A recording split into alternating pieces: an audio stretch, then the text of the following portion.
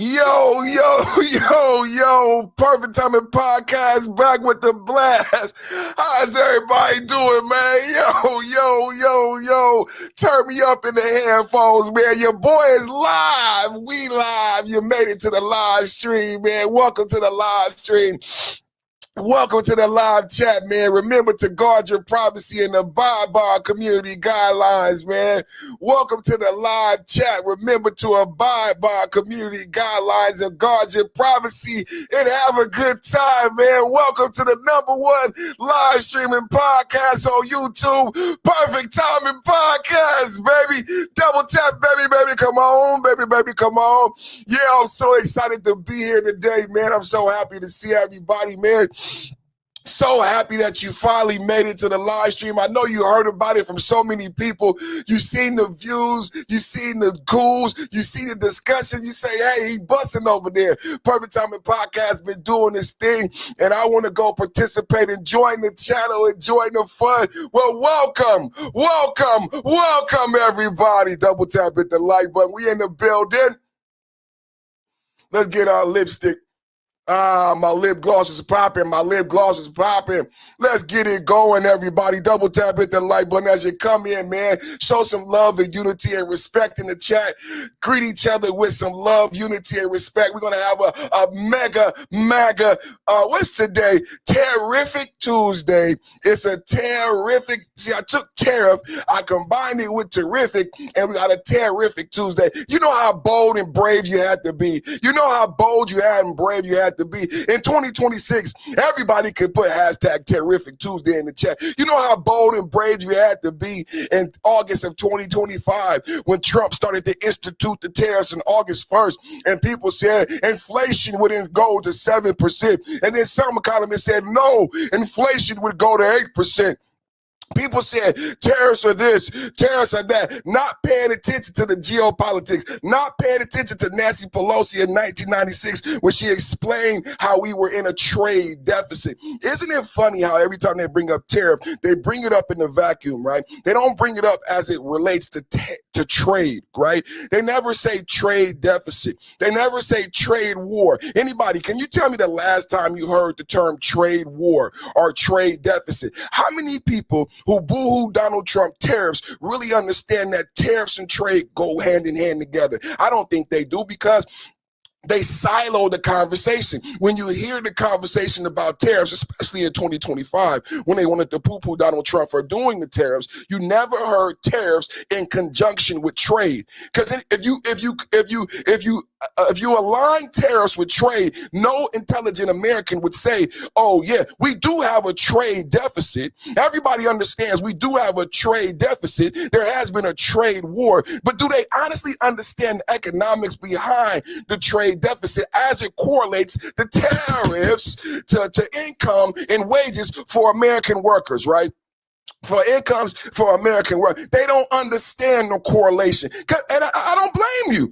I'm not putting anyone down. I know a lot of podcasts, you don't get it, you don't understand. No, I'm not doing that. I'm just pointing out the fact that they have a silo conversation purposely to demonize my president, Donald Trump, with the best economy, because inflation did not go to 7%. Inflation did not go to 8%. Can I get what inflation went to in the chat? Does anybody know the number of inflation? Today is a terrific Tuesday. They said inflation would go to 8%, 7%. It actually went to 2.7%. GDP is actually risen and is on the rise. Did you guys know that? We have $1 trillion investments from Japan, from Toyota. Donald Trump met Mr. Toyota. How many people knew that Toyota was a last name? I didn't know Toyota was a last name. I know Ford was a last name. I didn't know Toyota was a last name. Donald Trump met Mr. Toyota. He owns 92% of the company. It's his company. It's his last name. He's investing trillions in America across 5 states, 5 new automotive plants. Why? Because of tariffs, because there is a trade deficit that Japan recognized. See, America, when we talk about this, there was a policy, right? And Donald Trump has a new policy, but that was a policy, right? That America, because we're one of the largest, and if some say the largest economy in the world, that we should do favors. And we did that for a long time to make other economies stronger. Why is this relevant? Why is this important? Because how the NATO deal went, how people talk about NATO, how Denmark prime minister, how Macron in France, how this whole Greenland that would protect them with the Golden Dome, how that conversation went. It's very important, the geopolitics. And that's what it all comes down to, right? That these things are all interconnected on the tariff. See, we had 0 to nil tariffs for EU, right? The EU had like 0 to 2% tariffs for the last 50 years. China, 0 to 2% tariff. Typically, if you look up the data, it's like 14 to 7% what they charge us. We charge them 0 to 2% tariffs, right? And it's been like that for 50 years. We created China. We created everybody talks about BRICS and Brazil and China. Well, we created the Chinese economy via low tariffs, via the trade advantages that we afforded to China. All America first, all MAGA is saying is that free ride is over. Well, now we want, have anybody heard this term? Have anybody, I'm going to say something to you that's going to bust you. Reciprocal tariffs. That's what MAGA is saying. That's what America first is saying, right? Reciprocal tariffs. That's what we want, right? Reciprocal tariff, like equal tariffs, right? If you're going to charge us 17%, we're going to charge you 17%, right? If you're going to charge us 50%, we're going to charge you 50%. That's a reciprocal tariff, right? America charging 0 to no tariffs is not reciprocal. It creates a trade deficit that stagnates wages for American workers, right? Y'all must be new here, man. Y'all don't know. Y'all must be new here, man. We're going to be like this all day. Man, I get hot and bothered in this thing, man. I get hot and bothered in this thing, man. Double tap hit the like button, man. Double tap hit the like button. Hot? It's hot tamale, man. It's hot tamale. Oh, my golly. Hot tamale. Taco Tuesday, man. It's a tariff. It's a terrific Tuesday. It's a terrific Taco Tuesday. And we getting it going, man. We breaking this shit down like never before, man. Every Tuesday, I started off with my tariff tirade. And I was blessed with the name Terrific Tuesday. And today, as I did my research, I thought about myself. I said, you know what? I talk a lot about trade. I talk a lot about tariffs and the benefit of tariffs and the fact that I was right.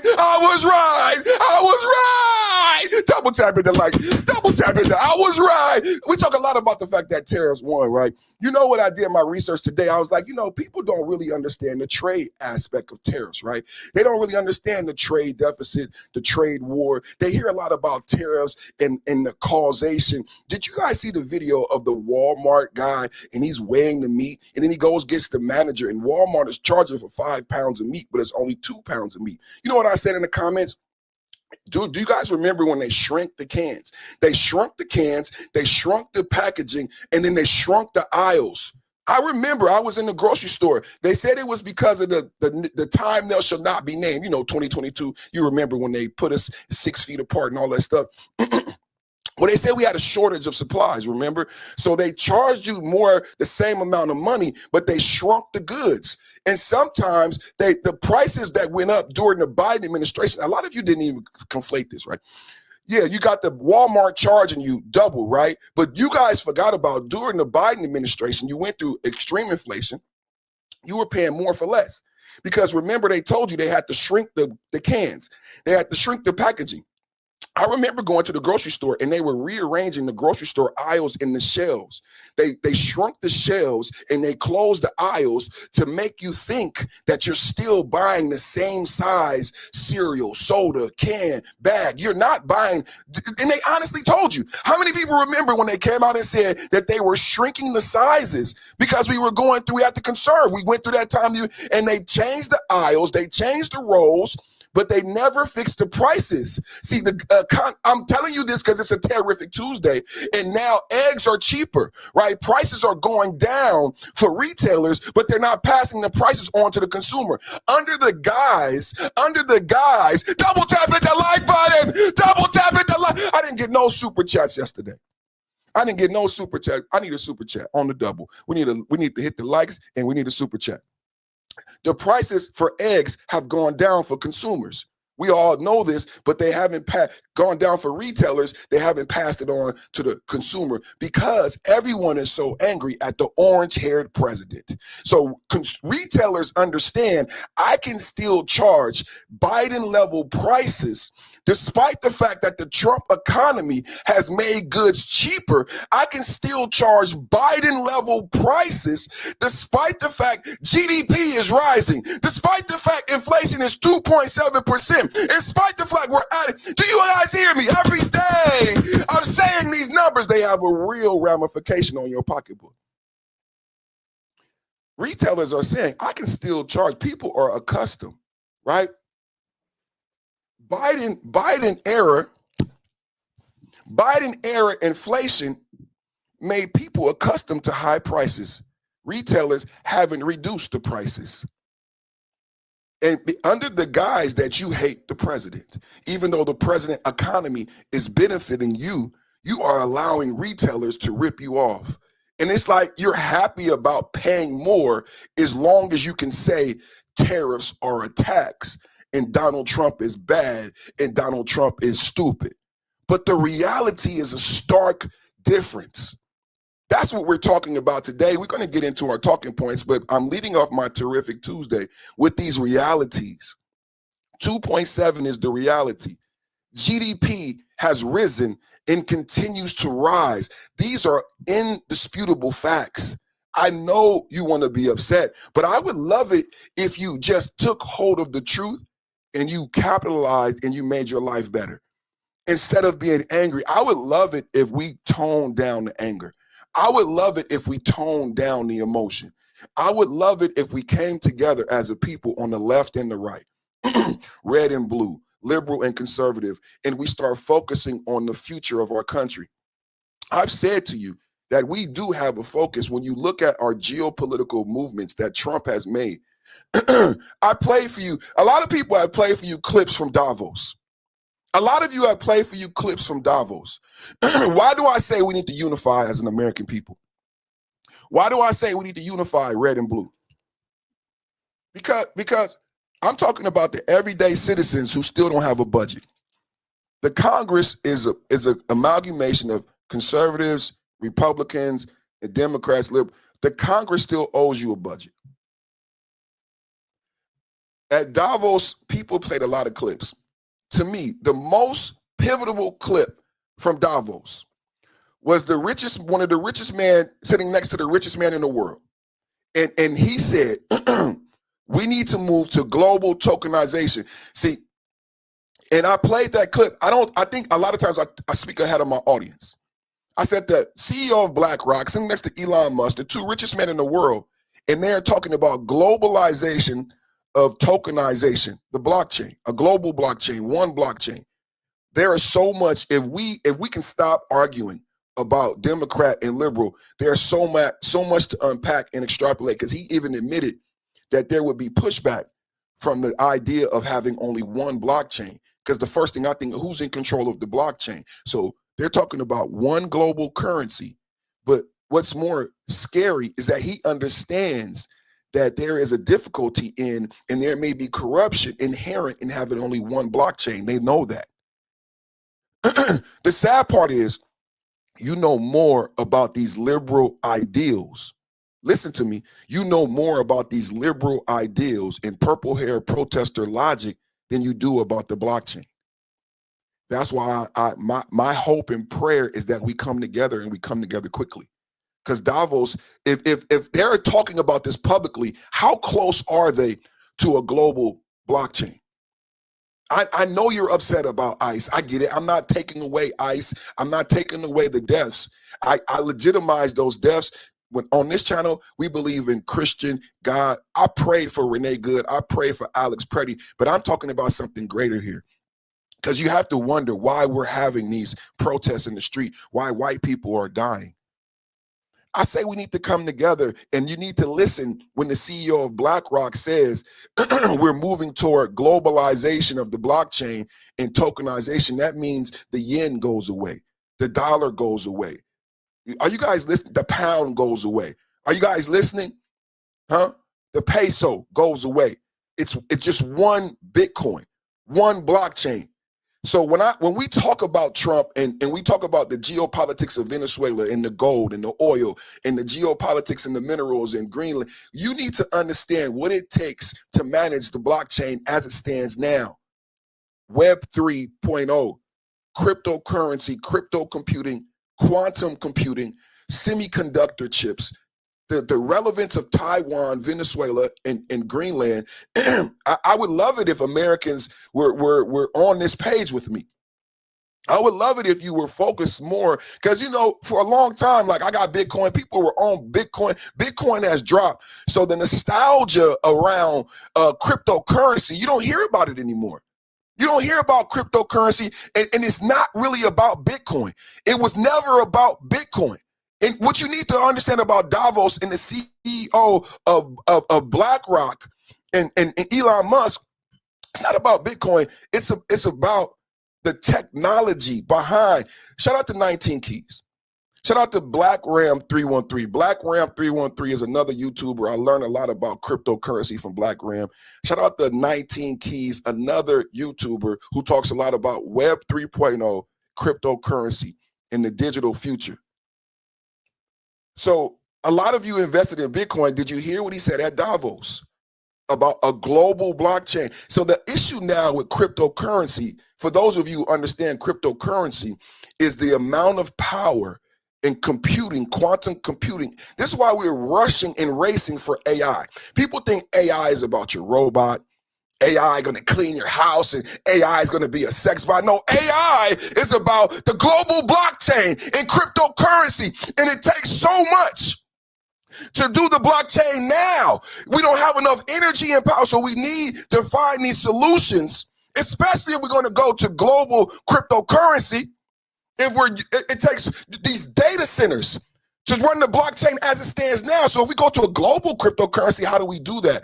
That's why you need the semiconductor chips, the quantum computing. This is why you need Venezuela. This is why you need Greenland. This is why you care about what happens to Taiwan and the Taiwan company, the Taiwanese who are leading in semiconductor chips. It's not, I love you, I love you, I love you, I love you, I love everybody, red and blue. And I know we hurt about ICE. I know we hurt about immigration. I don't know why Biden opened the border. I don't know why Biden opened the border without a proper logistics in place. I don't know why we as citizens allow Biden to open our borders. It's our border. It's not Biden's border. It's not Biden's border. I don't know why we allow Biden to open the border. It's our country. But be that as it may, he opened the border and we didn't hold him to a standard. A logistical standard. Okay, you open the border, but what is the logistics, the project management? What is the planning and the mission statement for these individuals? The whole time we've wondered, why did he open the border? Or did he open the border to make them Democrats? Did he open the border for competition? We never understood why. We never understood the mission, the logistics, and it was a major failure. Families got separated, people died. We've lost billions in fraud. Logistically, we did it correctly at Ellis Island. We did mass immigration. 12 million people came through Ellis Island. They say 10 million came and crossed during the Biden administration. The difference is at Ellis Island, we had a processing facility. You had to see a doctor. You had to see a judge. Let me tell you this. Just because you were a criminal didn't mean we sent you back. We just made you do your time in America. We still wanted you here in America. But that way we could document who you were. And we could watch you if you offend again. We could protect the citizens. Y'all hear what I'm saying? In Ellis Island, just because you were a criminal, we said we wanted mass, bring me your tired, hungry, your masses. So when you came into Ellis Island, just because you were a criminal, we didn't send you back. But we documented who you were and what you did. Why didn't we do that in the Mexican-American border?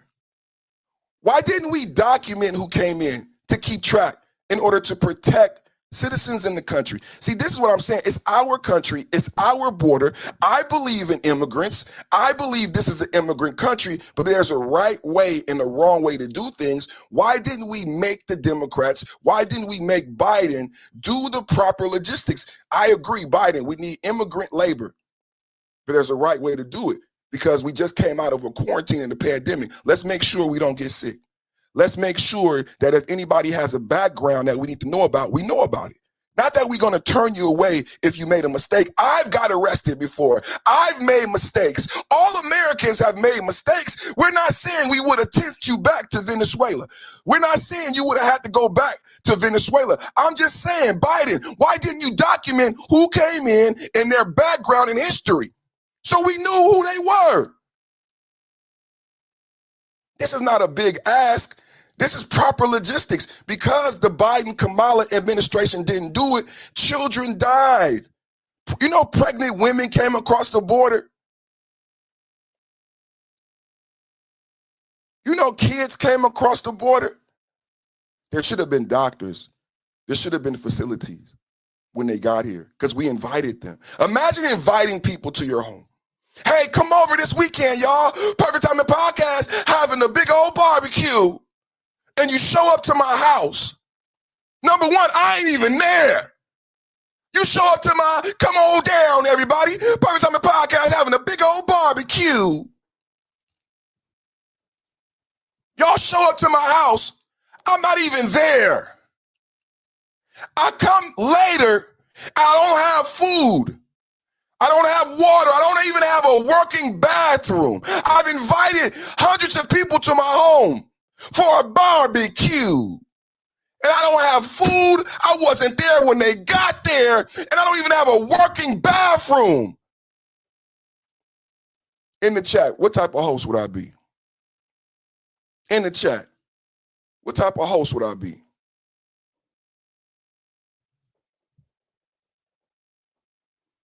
What type of host would I be? I invited you. I opened up my home. I welcomed you as guests. But when you got here, I had nothing. I was not prepared. Did you feel like a guest? Did you feel like a guest? Did you feel like a guest who was welcome in my home? After me inviting you and you didn't, I don't have shit. Your kids can't even go piss. They gotta piss in the street. Do you feel like a welcome guest? I wouldn't. I wouldn't. Double tap hit the like button. Personal podcast with the blasted on ass. Number one podcast on YouTube. Number one podcast on YouTube. Hit the like button, man. Hit the like button. Epic drop today. Trump is crushing 2026. MAGA enforcement legend Tom Homan storms into Minnesota to own the ICE crackdown. Gold plan genius for Treasury Secretary Scott Bessent unlocks 1.3 trillion sovereign wealth fund via gold/silver reprice. That's why we started off with that terrific Tuesday. Iowa rally. We're going to go live to Trump. He's going to be in Iowa. In the chat, I need y'all to tell me when Trump starts speaking live. Iowa rally fires up energy dominance. We just talked about why energy needs to be dominant with Bitcoin. Laughs, and why do the base is unbreakable. Libs are melting over deportations, globalist tears on tariffs, pure America first chaos. Smash the like button if Homan is your hero. Subscribe for daily MAGA heat. Comment your best Trump win story. Top one, shout it out next episode. Share the wake up normies. Bell or for notifications. Next pod drop soon on X and YouTube. Double tap hit the like button, baby. Double tap hit the like button. You are watching the Perfect Time Podcast. Top story, Operation Metro Surge in Minneapolis. Trump seeing border czar Tom Homan to take full command after Bovino steps back amid backlash and shootings. Facts, Homan's bulldog mode, no excuses, tough enforcement. What did I say the other day? What I said, how does this end, everybody? How does this end in Minnesota? How does this end? Huh? How does this end in Minnesota? I said the National Guard has to come in. And then we played a video from Minnesota leadership where they said after the Alex Pretty shooting, they gave up DHS, the feds gave the locals, the Minnesota locals, Minnesota's been saying, we want the feds to leave. The feds gave the scene for Alex Pretty back to Minnesota. Minnesota could not keep it safe. Number one, the local citizenry is out of control, and that's because they've been riled up by Fry and Waltz. That's why Bondi has them charged. That's number one. The local citizens cannot and will not calm down because Fry and Waltz stoked the flames. So now, and then number two, it was an admission by the chief of police and the mayor and the governor that they don't have enough staff. For the first time, we learned there's only 600 police officers. For the first time, we learned there's only 600 Minnesota police. So when the feds gave the scene of Alex Pretty back to Minnesota, they could not hold the scene safely. Remember, we played the video. They had to abandon the site where Alex Pretty was shot. And then the feds had to come back in. Last night, I played a video where National Guard was required. I said it before. I said the National Guard is gonna be required to end the violence in Minnesota. After Alex Pretty was shot and unalived, the DHS gave the crime scene to the locals to do their investigation. Minnesota was able to bring out the coroner, bring out the local detectives, and do an investigation. The local Minnesota citizens would not even allow local Minnesota police. This is no ICE was visibly around. ICE and DHS had left the scene, gave the scene back to locals. The citizens would not allow the police. So if you're upset about the investigation into Alex Pretty, you can blame the citizens and the protesters because they stopped the police from finishing their investigation. The police had to leave because they feared for their safety. The Minnesota local police who were attempting to give you the justice that you want. You're protesting for justice. Minnesota local police were doing a homicide investigation after Pretty was shot. They safely could not conduct the investigation. They had to leave. They abandoned their investigation. I played the video in front of the mayor. He admitted we could not keep this location safe, so we had to abandon the location, and then the federal government came back in. So when I say to you, how does this end in Minnesota? We saw this in Chaz and Chop. These are BLM. This is a BLM style. You know what I figured out today? You know what I figured out today? This is Chaz and Chop. You know what I figured out today? These are not protests. These are political rallies. These are not protests. These are political rallies. That's why you see people who don't live in Minnesota who have an ideology and an agenda leading these protests, because they are not actual protests. These have morphed into the new version of the Democratic Party, which is communist, socialist, Marxist, Leninist. And this is the style of politics. They have no agenda. There is no democratic agenda. There is no democratic leader. It's just the hate Trump ideology. It's very Marxist, socialist, and Lenin. So they come in from all over the entire country. They're all in Minneapolis. And you think this is all, these are not all Minnesotans. These are all leftist socialists who want to campaign for the 2026 election. This is all fodder. So here on this channel, we've been doing our job, educating the electorate, right? I pointed out Jasmine Crockett. There's a brand new person running for Senate in Florida. Same thing with Texas. Jasmine Crockett is running for Senate. She can't run for Congress. Her seat got compromised. They haven't sent a Democrat from Texas to the Senate in over 30 years. Jasmine Crockett won't win.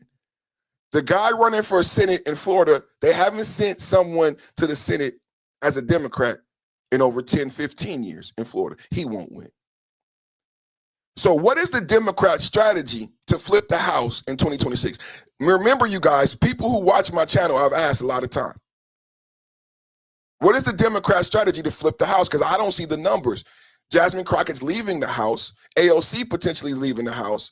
Nancy Pelosi's leaving the House. They're losing people. So what's the Democrat strategy to flip the House? Well, in my research today, and when we watch videos, I heard a protester in Minnesota who's not really from Minnesota. He mentioned Alex Pretty one time. He mentioned Renee Good. But at the end of his speech, he said, we need to vote out Trump. And I was like, oh my God. Oh my God. This is not about the victims. Remember, we talked about Epstein, and all those women came out and said, you know what I figured out about the Democrats? They don't care about the victims. Well, you know what I figured out about the Democrats? They don't care about the victims. They don't care about Renee Good. They don't care about Alex, which is why Democrats are the ones organizing the ICE groups, sending out Alex Pretty via signal group chats. Hey, we need backup at Glam Donuts. Hey, we need backup at Glam Donuts. Hey, we need, and then he shows up with a loaded 9mm. A 9 milli out the killie from Philly. I got my Siggy. Is he a rapper or a nurse? Is he a hip-hop artist? Did he have a gold chain? He had a 9 milli with 2 extended clips and 1 in the chamber? Is he trying to put out a hip-hop album? Why the fuck are you showing up to a protest with a 9 milli? Why you didn't have like emergency gear to like help someone if they got hurt by a flashbang? He showed up. The signal chat said, we need backup. Do you guys even know? Hold on. Y'all, I know y'all love the videos. Let's get to the. Do y'all even know what the fuck is going on with Ice Watch? He received a signal chat. It said backup. He showed up as backup with a 9 milli from Philly. He had 2 extra clips. Extra clips. Why would he need extra clips to protest? I just want to know why. And then of all guns, all my gun enthusiasts, I showed a video yesterday about this P320, this Sig Sauer that is plagued. I read from a lawsuit, this Sig Sauer is prone to go off from jostling. You know what got me so much about that is that when was the last time you heard the word jostling?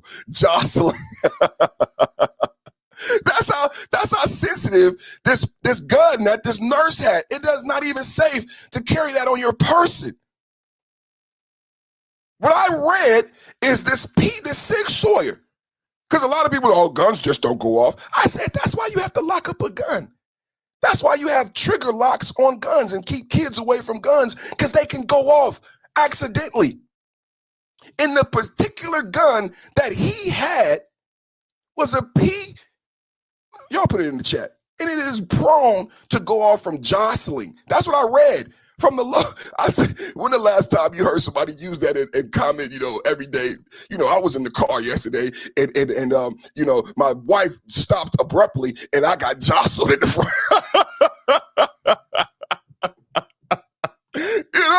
I haven't heard anyone say anything about jostling, but that's how precarious this particular gun is. Why would you have that, and why would you bring that as backup? Did you guys know he was called for backup? No. So in the video, this was a great video. You must be new here, so I'm gonna give you a reprieve because I'm the block his ass guy. I block dummies. Yeah, I know I need mods, but I got mods. As soon as I gave out wrenches, all of my mods start coming. So I think my mods were bots. So I gave out a bunch of wrenches because I got attacked one day, but I think they all bots because as soon as I gave out the wrenches, they all left. It's hilarious, right? Stop cussing. We're not doing the cussing in the chat. Who is the guy we need to block, y'all? And it's funny, like on my channel, like you think YouTube has the ability to do this too. Who did I get him?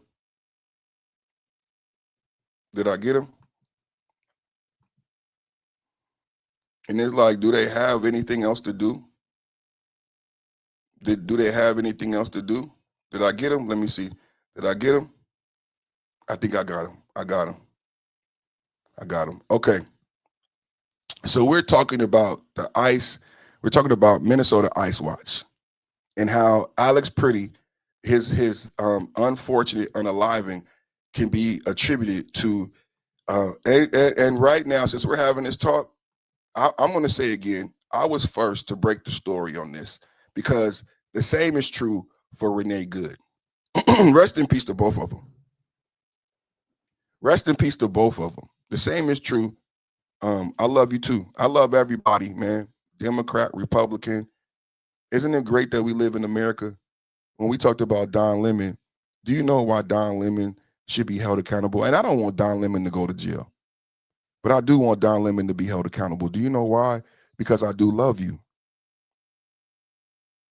I love you. And Don Lemon should be held accountable because we're supposed to love everybody. And one of the greatest things about this country is the freedom of religion.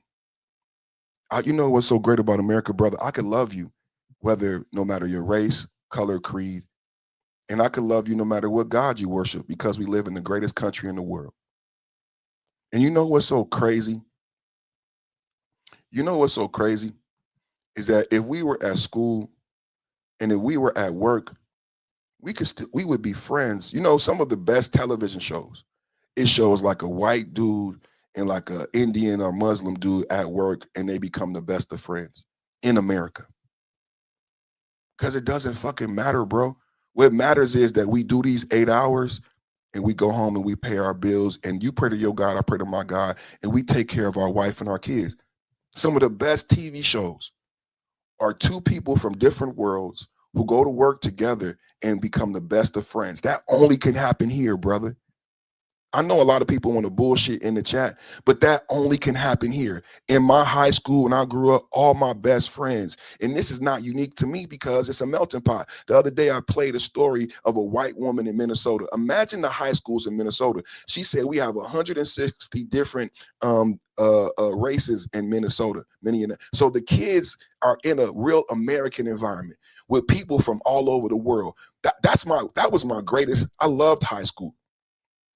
I loved high school because I got to meet people from all over the world, man. And we all were equal. We all were fucking squashmores. We all were fucking freshmen. It didn't matter. It didn't matter what religion we had. We all were freshmen and we came together. And when we all became seniors, we all celebrated together. It was the greatest thing ever. We didn't care what race you were, what sexuality you were. We were seniors and we were going to go take on the world.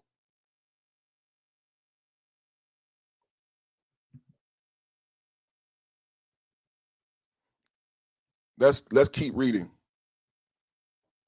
You don't go into someone's church. Don Lemon let me down. Don Lemon let me down. I really do love you guys. So that's why I tell that story about my high school experience. To remind you guys, I'm not just saying it, bro. Like, there was a time when we all loved each other, bro. Remember them rolling with the homies, all the movies from our kids. It was always different races. It was always an immigrant. In the high school movies, it was always somebody who just got to America. And it was your job to help them acclimate to America. Hey, this is so-and-so. He just got here from China. He just got here from Africa.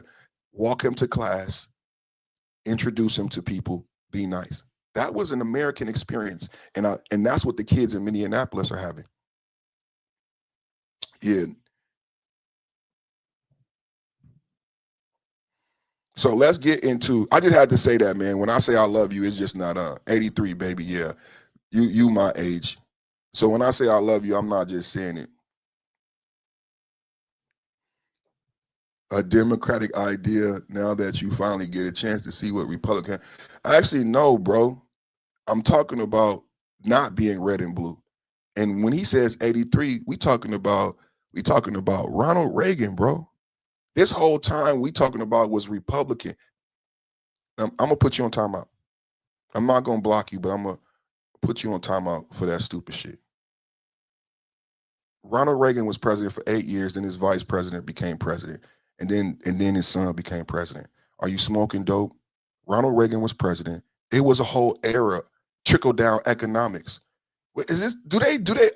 He must be young. Should we give him a break? He must be young. Because I come from California where Reagan was the governor before he was president. What is he talking about under Democratic? Clinton didn't come in till much later, and Clinton slept with Monica Lewinsky. Clinton was a lame duck. I'm going to get into Minnesota, but let me take the time to roast this. Let me take the time, because I love, on this day, let me take the time out. I got time today, cuz. I got time today, cuz. We got time today, cuz. Clinton was a clown, right? Clinton did NAFTA. Clinton was a clown. And because he was a clown and a degenerate and flans with Jeffrey Epstein, he is such a clown and a degenerate. I got a story today where they just had another vote to hold the Clintons in contempt. So Bill Clinton wrote a goddamn letter about Alex Pretty, but you can't respond to Congress? And you can get your dick sucked in the White House, but you can't respond to Congress? I got time today, cuz. I got time today, cuz. Why am I so fired up? Because from the start of 2026, you know what I've said to all of my supporters in the chat? Double tap at the like button. From my start of 2026, you know what I've been saying? And you're going to hear it somewhere else. But remember where you had it first. Donald Trump is the most successful and the most prolific second-term president. Now, when I said that, every day I gave you more receipts behind it. But this clown brought up Clinton. He doesn't realize when we're talking about this nostalgia, we're talking about Reagan and then Bush and then Bush. Clinton was a blip. Clinton was what is the epitomizes. Clinton and Obama epitomize a lame duck.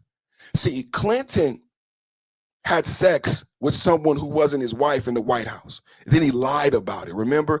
I did not have relations with that woman. You got to do your fist like this. Like, you know how the politicians do this? All right, they don't point. They do this thing. I did not have relations with that woman. And he was lying through his crooked teeth, through his crooked Georgia Oxford going teeth. Huh? I did not have relations with that woman. And she kept the dress. Monica Lewinsky kept the dress. Big old giant, nasty, disgusting. Man, he's a freak. He's a freak boy. I don't know why you got to pick on Diddy.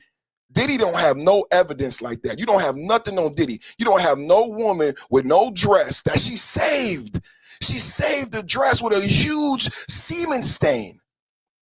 And they were able to prove Bill Clinton had sex while his wife. Think about it. Let me lay it down. Bullet point. He was married. That's a one bullet. He was the president. That's two bullets. He was in the Oval Office. That's three bullets. You should be bowing out now. His wife was in the house. That's four bullets. I don't know. Bang, bang, bang, bang. What else do you need, baby? What else do you need, baby? I said he was president. He was married. He was in the White House. He was in the Oval Office, on the phone, smoking a cigar, his wife in the house, checking domage from Monica Lewinsky. You can't make this shit up, bro. This null and void his second term. He was impeached. I don't even know how he made it through his second term without going to prison. But he was ineffective in his second term. Lame duck. Just to give you some. This is a real channel. This is a real conservative, real political. We really do our do. You know what I'm saying? It's a real channel, man. His second term was obliterated by Monica Lewinsky. Did you know that? That's a fact. Obama's second term, what's the guy named Mitch McConnell? Stifled Obama in his second term. Lame duck. Bill Clinton. Lame duck. Juxtapose that against Trump, who passes trillion-dollar legislation. Juxtapose that against Trump in his second term, who passes the one, the big, the beautiful bill, trillion-dollar legislation expanding government in his second term. He did it in 6 months. I can't make it up. I am arguing. It's my perspective. It's my opinion. It's my show. I'm the host. It's my microphone. Get down on the microphone. Get down with your bad ass. Get down. I am arguing he's the best second-term president in your lifetime. Going back to Reagan, going back to Carter, he is the best second-term president in your lifetime on Terrific Tuesday. He's the one who instituted tariffs. He's the one that made GDP start growing again. We've been going and shrinking GDP for ever since Obama came in, ever since the Democrats started leading. The GDP, America's been failing and crippling and crumbling. First time GDP. First time in years, and you still mad. Orange man bad. Orange man bad. You don't understand. Oh, you don't understand. GDP for the first time. Real growth and continues on the rise. Inflation falling. Jobs being added. Greatest second-term president you've ever seen in your lifetime. And it's going to be hard to beat the big, beautiful bill.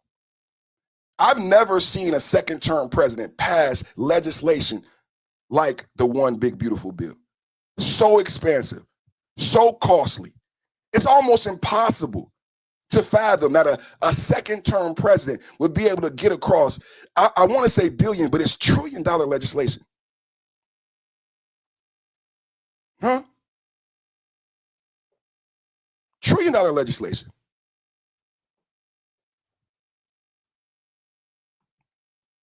Facts. Trillion-dollar legislation. I thought I blocked that word. I swear that YouTube is I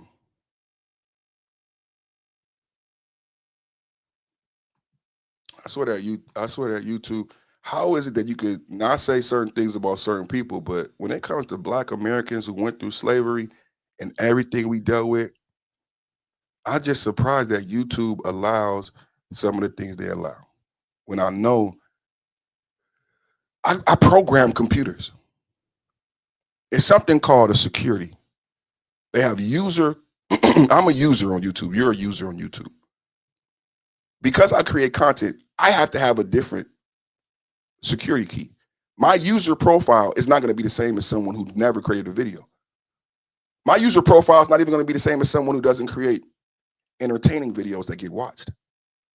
So I know YouTube has a unique user profile for me versus a unique user profile for all of his users, because that's what I do.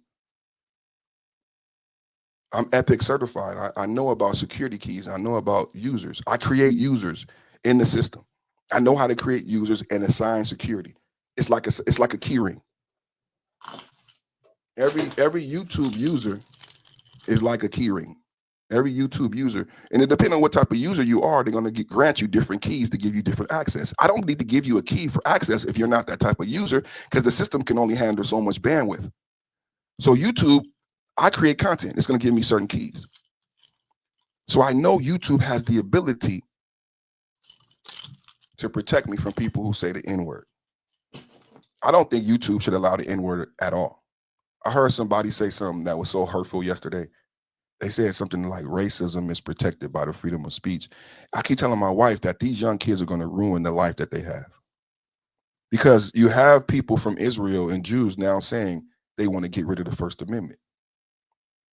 And you guys are just like, I don't know, it's like you guys are just like high on power, but power that you don't really have. And what you're doing is you're destroying the power that you do have to be racist, to be cruel, to get someone to react to your comment. The sad part is that there's real downstream ramifications to the trolling. I've seen it in real life. People think, oh, it's just a comment, don't pay attention. But then that comment manifests into an ideology and you get a Nick Fuentes, because then people get behind these racist, liable comments and it creates a community. And it started with some pussy in the chat saying, oh, it's no big deal. It's just a freedom. That's how it starts.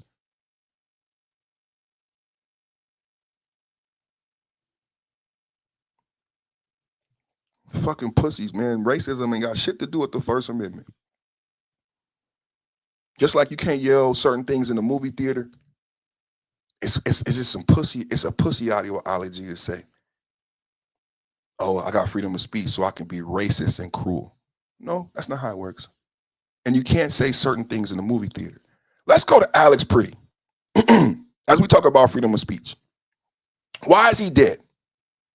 Because they didn't piss me off with that racism shit. Why is Alex Pretty dead? He's dead because when they pulled the gun, when they got the gun, he yelled gun. That's part of training. Alex shouldn't have had the gun. In order to protect the other officers, if an assailant, someone I'm trying to arrest, he's resisting arrest, he's already a criminal, he's going to jail because he's resisting arrest. Yeah, they can limit the speech, but I'm not talking about whether they can limit the speech, Tammy. I'm talking about as a programmer. I'm talking about as a programmer. I know what it means. I'm using terms like Tron just came on Disney Plus. I'm talking about users. As a programmer, I create user profiles. In the DOS mainframe, I know what it looks like to go down in the system and to assign securities and privileges to different users, like in Tron.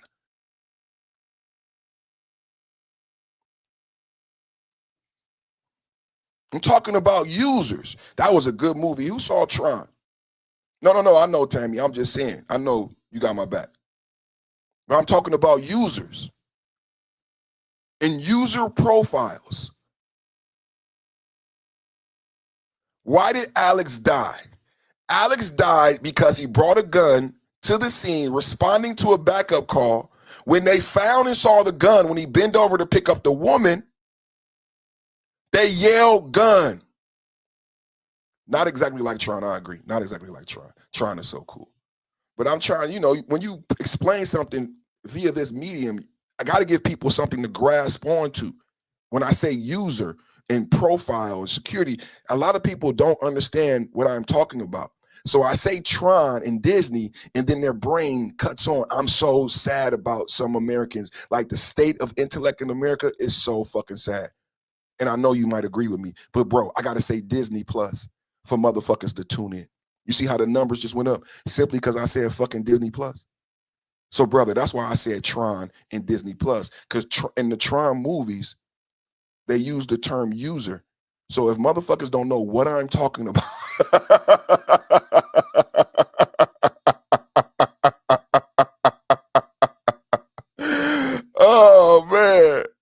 oh man, you know what I'm saying? You know what I'm saying? Oh man, let's get back to it, man. Let's get back to, you know what I'm saying? So that's why we do it like that, brother. That's why we do it like that. Double tap hit the like button, man. Double tap hit the like. See, they love Disney Plus. Can we just say Disney Plus over and over again? Can I get hashtag Disney Plus in the chat? It seems to work.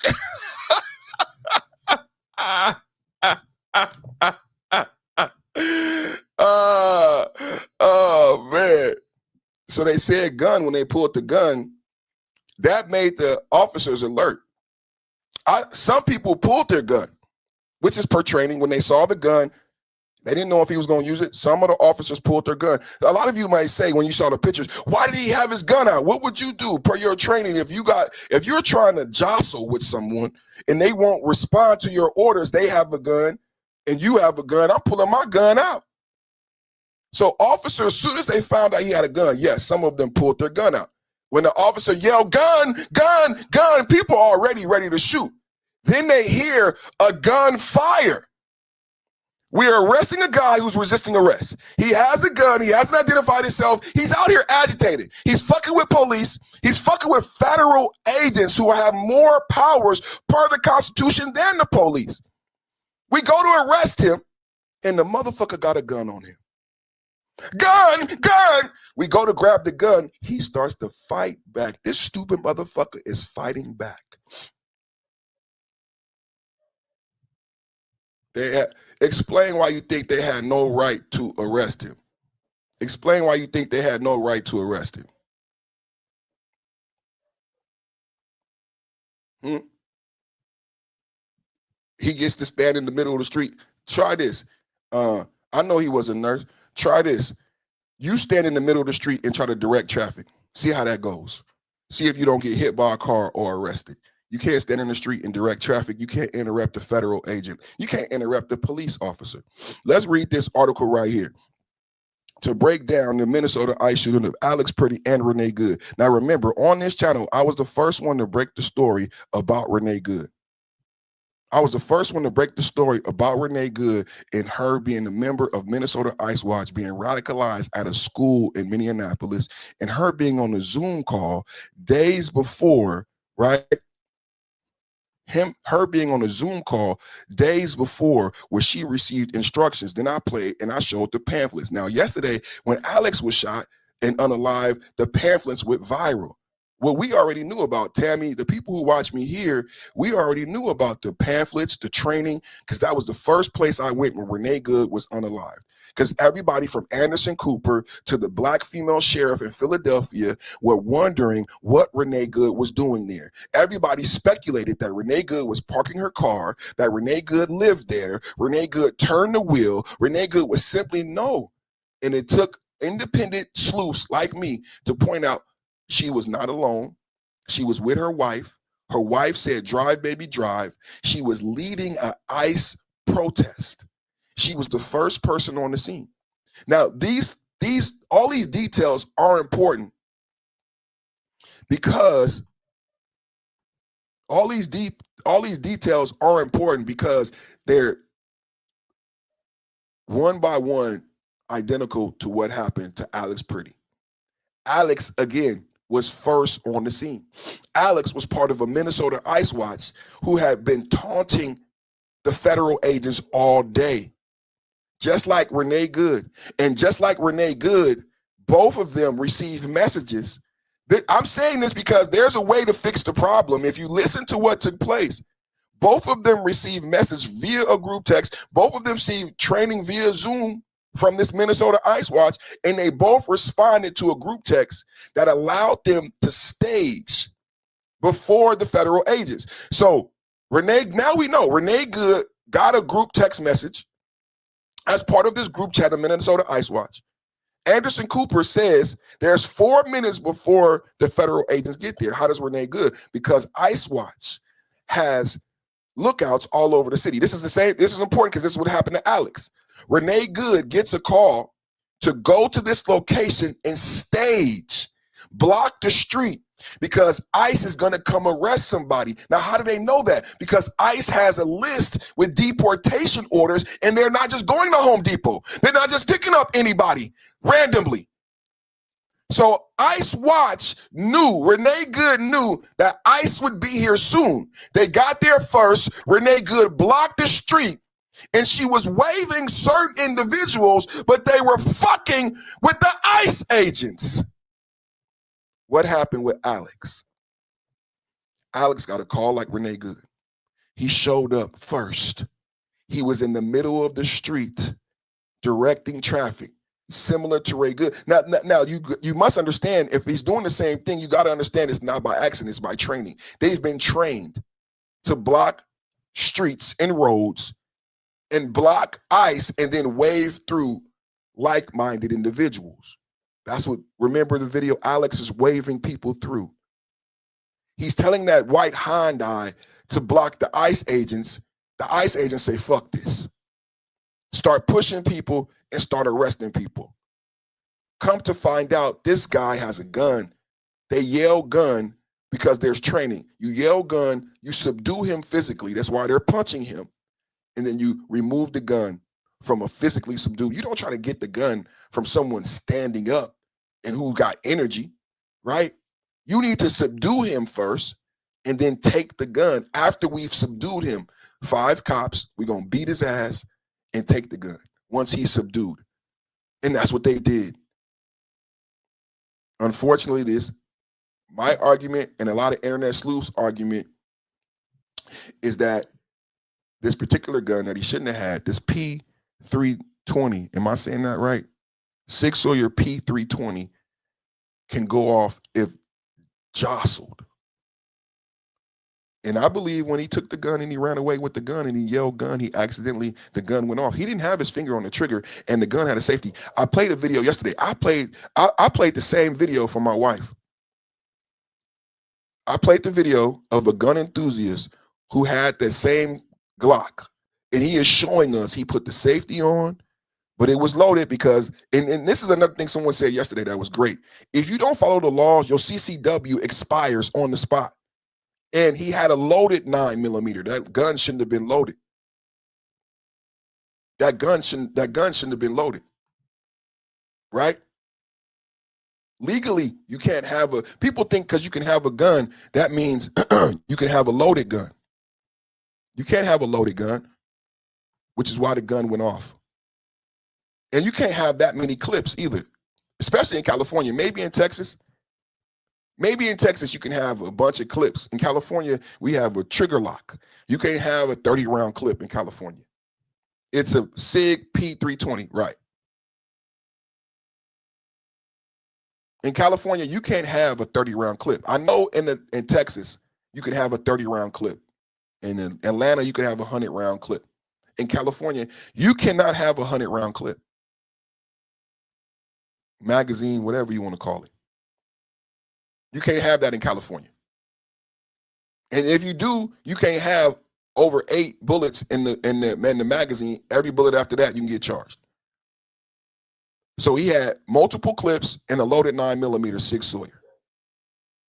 Like as a police officer, I respect your right to carry your gun, your First Amendment, your Second Amendment. But if I have a job to protect citizens, and you have a loaded gun with multiple clips, I'm not your friend no more. I'm going to arrest you until we figure out what the fuck is your malfunction. No regular citizens need to be walking around with a loaded gun with multiple clips. I'm not your friend. I don't give a fuck about that Second Amendment bullshit because you look like somebody who is dangerous because you don't know how to carry a gun, use a gun, and you don't know the proper respect for firearms. Why the fuck you got a loaded weapon, homeboy? You're not a cop. And why you got multiple clips? What are you about to do? My job is to protect the citizens. I don't give a fuck about you saying I got a Second Amendment right. Yeah, fuck that. Go sit down. Let's find out who this asshole is.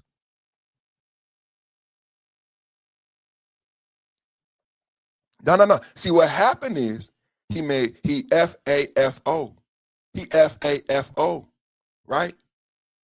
Yeah. So everybody wants it to be like Disney Plus. Everybody wants, oh, he had a gun, arrest him. Did he just stand still? Did he put his hands up? Did he put his hands behind his back? Did he do any of those things that would keep him alive today? He didn't do any of those things that would keep him alive today. Let's go deeper into this ICE Watch Signal Chat organization. Minnesota Rep. Tabaki organizes volunteer ICE monitoring amid raids and protests. If you guys want to know what's really going on, Democrat Brad, representing Shakopee in Scott County, set up sign-up genius pages and Zoom trainings for Scott County ICE Watch volunteers. You can't make this shit up. You can't make this shit up. Zoom training for ICE Watch volunteers. This is an elected official. Now, I've already reported in these Zoom trainings, they teach people to assault federal officers. And they say, be careful, because if you use this tactic, you could get either arrested, like someone in the chat said, but listen to this part. The person in the chat said, why didn't he get arrested? Listen to their training. Let me tell you what their training says. Be careful when you employ these tactics because you could get arrested for assaulting a federal officer or you may trigger the Leo response. That's in their pamphlet, in their training on the Zoom calls. You may trigger the Leo response. Does anybody know what that is?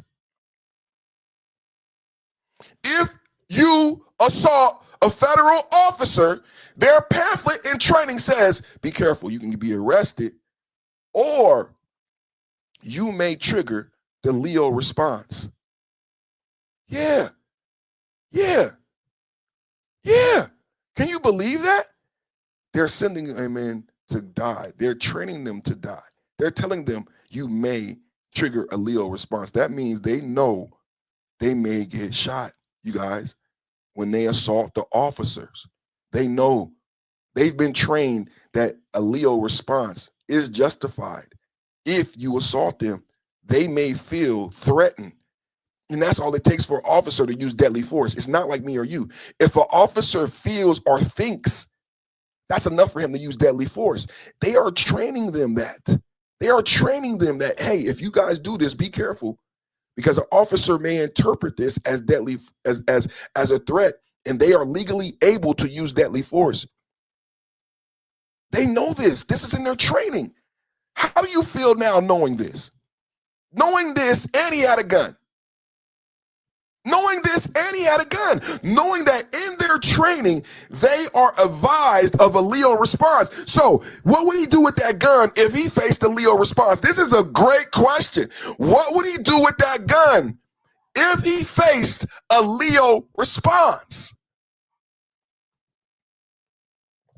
Democrat Brad, representing Scott County, set up sign-up genius pages and Zoom trainings for Scott County ICE Watch volunteers to patrol alert communities and aid families during ICE operations Metro Surge. The effort drew backlash from critics accusing it of harassment, while Tab Key calls it constitutional observation for transparency. Deadly shootings of 2 U.S. citizens during raids, on one in a car crash on January 7th, another at a protest, sparked intense Twin City demonstrations, clashes with police using sound devices, and a statewide strike on January 23rd amid FBI probes into protest funding. So it says here, it now appears to be using a LRAD long-range acoustic device weapon to close range against peaceful protesters. I don't think these are peaceful protesters. Here it is. 2 weeks ago, I reported that Minnesota Rep. Alex Faulkner and Rep. Brad Tabke are operating private networks that dispatch activists to ICE operations. This is seditious behavior. When I first reported this, I'm not sure everyone understood the full weight of it, so I'm reposting it. I don't think she was first. We was first. Double tap at the like button. Double tap at the like button. People in the chat have been talking about the signal messages. This is not the first time I've shown the signal messages. Yesterday, I actually showed the Fox report because there's a couple people in my chat that are new here today. And if you just come one day to talk shit, then, you know, you're just a piece of shit. But yesterday, I actually showed the Fox report and the signal message that Alex received. So if you notice on this is very quickly. And these messages were not just about Glam Donuts. These are all locations all over Minneapolis. Go here, go there, go there. So it was really unfortunate that Alex chose the Glam Donut location to respond to, because there were multiple texts. Go to this location, go to that location. But Alex responded to the Glam Donuts text saying, we need backup really fast, quickly, hurry up. So what you're seeing now is this Signal group chat. Now remember, you may recall Signal from Pete Hegseth, my homie Pete Heggie baby, right?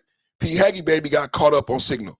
Right? Y'all remember when Pete Heggie baby got caught up on Signal sharing the striking orders with the rest of the cabinet, right? And then somehow some journalists, I don't know how that journalist got attached to that group text, but then that journalist thought it behooved him to release that to everybody. That's crazy, right? That's crazy, right? So here's another some more video proof. I obtained Minnesota State Rep. Brad's anti-ICE training manual.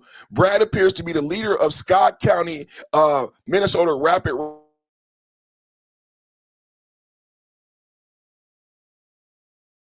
Manual.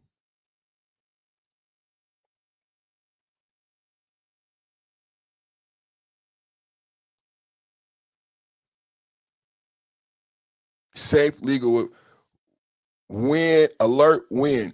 And this is what's getting people in trouble. Alert, win. Look at how they have the ICE agents looking, right?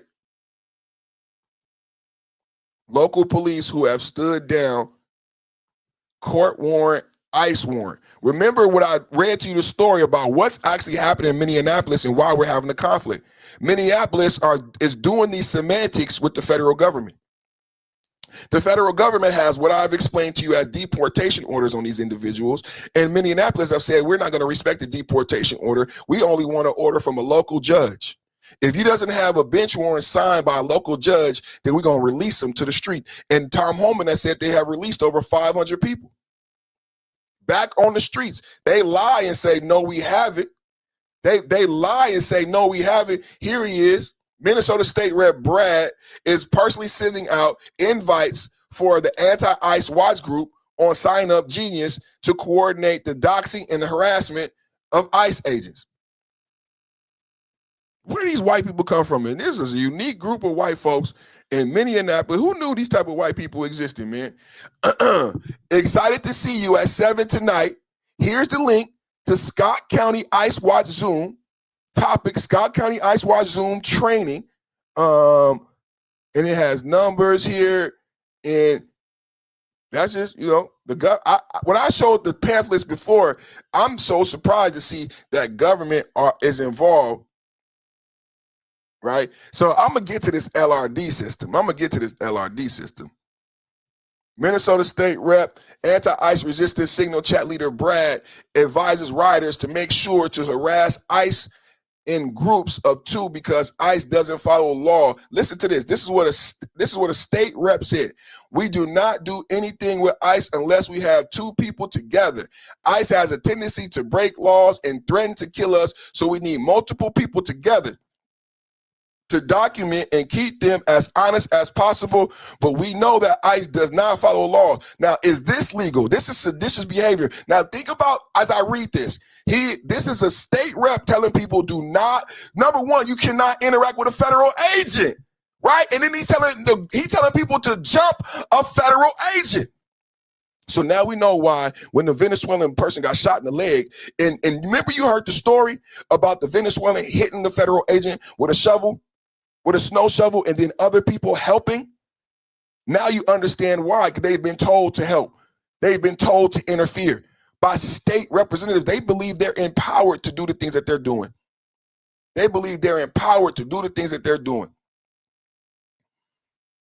Cash Patel talking about they have identified the funding behind the ICE law enforcement watch. Attacking federal agents, stealing rifles. I believe it was an FBI rifle or a DOJ rifle in this January 14th attack. Can you give us an update on that?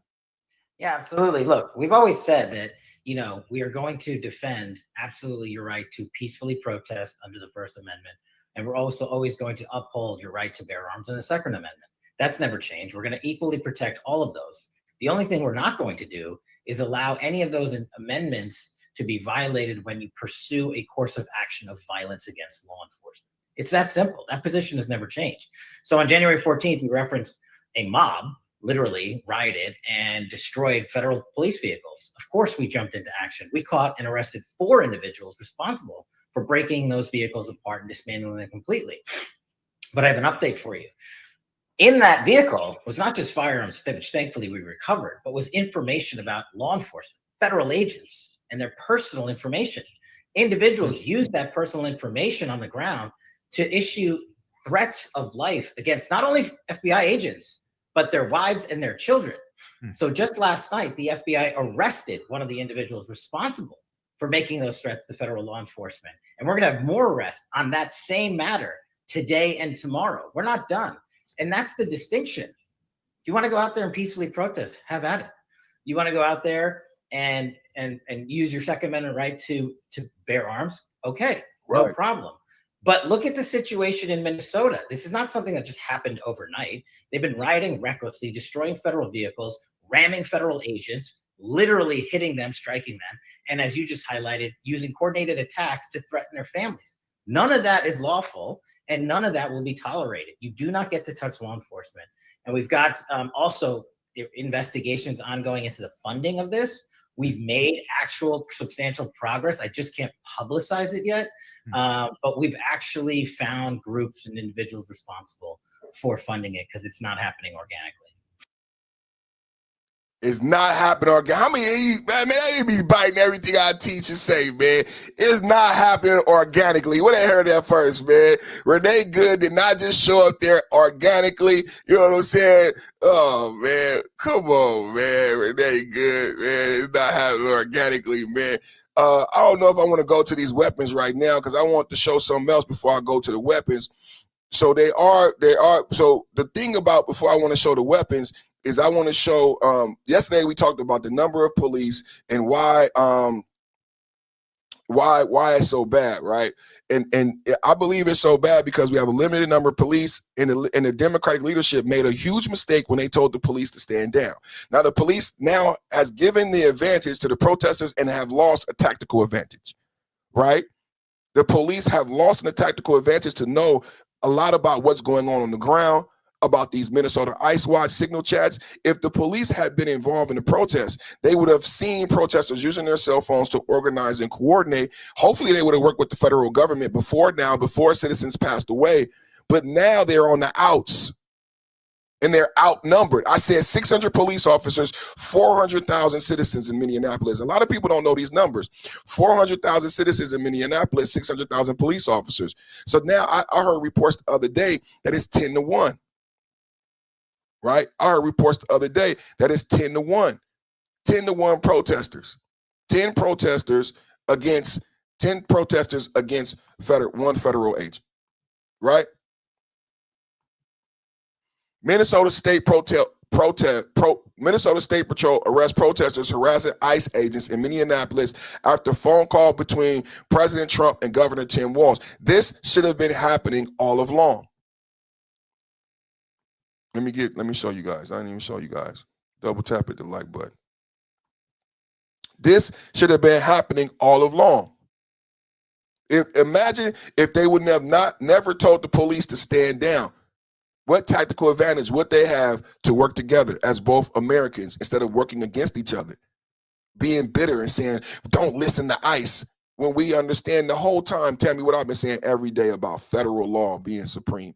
And how these federal officers are empowered by the federal government versus local officials. That's why when you watch SVU, Law and Order SVU, and the FBI comes in and everybody gets mad because the FBI is like, we're taking over this case. This case is now a federal case. It's no longer a local case. And the detective runs into the chief. Chief, the FBI just took my case. Are you going to let them do that? And the chief said, man, sit down. The feds have superiority. The feds can come in over us. And then not only that, the FBI agent comes into a local police office and tells the chief, I need an office. I need an office to do the investigation. That's now a federal investigation. And I'm going to need a couple police officers from your staff, some good ones, to be on my federal joint task force to help me go ahead and apprehend the guy once I find him and do what I need to do. That's how it worked. Y'all watch Law and Order SVU. The feds have supremacy. Let's look at this. Minnesota State Patrol finally participating in conjunction with the feds. Now, all we need to do, Tim Walz, is give Tom Homan the list. Give Tom Homan access to the jails. Give us the list of all the immigrants who have committed crimes. Give us the list of all the immigrants who are on welfare. We've said this from day one. You give us the list. Do you remember when I showed the video of Alex Pretty? So this would happen on Saturday with Alex. ICE agent showed up in the burgundy Durango. If you've seen the signal messages say, respond to ICE in the burgundy Durango. The burgundy Durango shows up to Glam Donuts. They're looking for someone from Ecuador who has a warrant for domestic violence. He beat up a woman, you guys. They're trying to arrest someone who beat up a woman who has a warrant. They go to Glam Donuts. He's not there. They get in the burgundy Durango and leave. They're going to come back. Signal chat goes out. Hurry, get to Glam Donuts. Get to Glam Donuts. They're staging. ICE agents and a burgundy Durango are staging. That's what happened. But when the Durango shows up, they're not violent. They don't even They don't even address anyone. They just simply, quietly, professionally look for the one individual that they have a warrant for. When they don't find them, they leave, and then they say they're going to come back later. When they come back with the warrant, the deportation orders, Alex is there with his Minnesota ICE Watch cronies, and it turns into what you saw. Did you guys know that the ICE had already been there looking for the gentleman, and there were no clashes, there was no violence? ICE didn't get into an altercation. They were very polite, very professional. The shop owner said leave. The ICE agents actually left. When they came back to arrest the Ecuadorian immigrant with deportation orders, there were ICE Watch there who were antagonists. When they got back to do their job, there were ICE Watch in the middle of the street. They were blowing whistles. They were throwing things. They were blocking traffic. That is what caused the violence. They were there with a warrant to get one person, a person who beats up and hurts women. They didn't want to hurt anybody. They just wanted to arrest the guy who was a criminal with the warrant for domestic violence. One guy.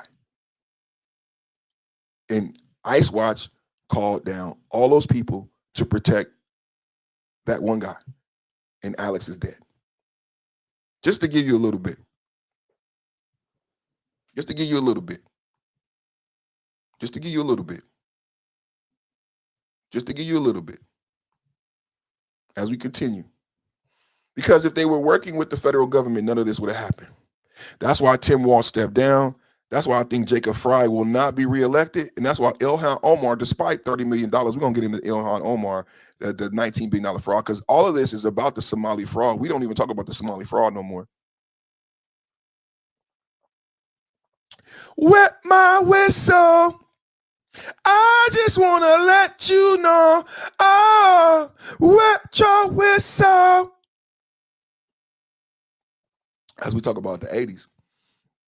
Wet your whistle. I just want to let you know. How many people remember that song from the 80s in the chat? I know there's some old fogies out there in the chat. I know I got some old fogies.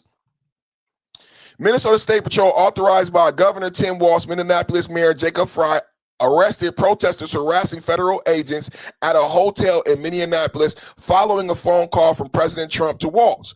ICE conducted arrests from criminal illegal immigrants in areas including Columbia Heights, with Tom Homan overseeing operations. The 8th Circuit Court of Appeals granted a stay on restrictions limiting ICE arrests and crowd control during these enforcement acts. Did you hear that?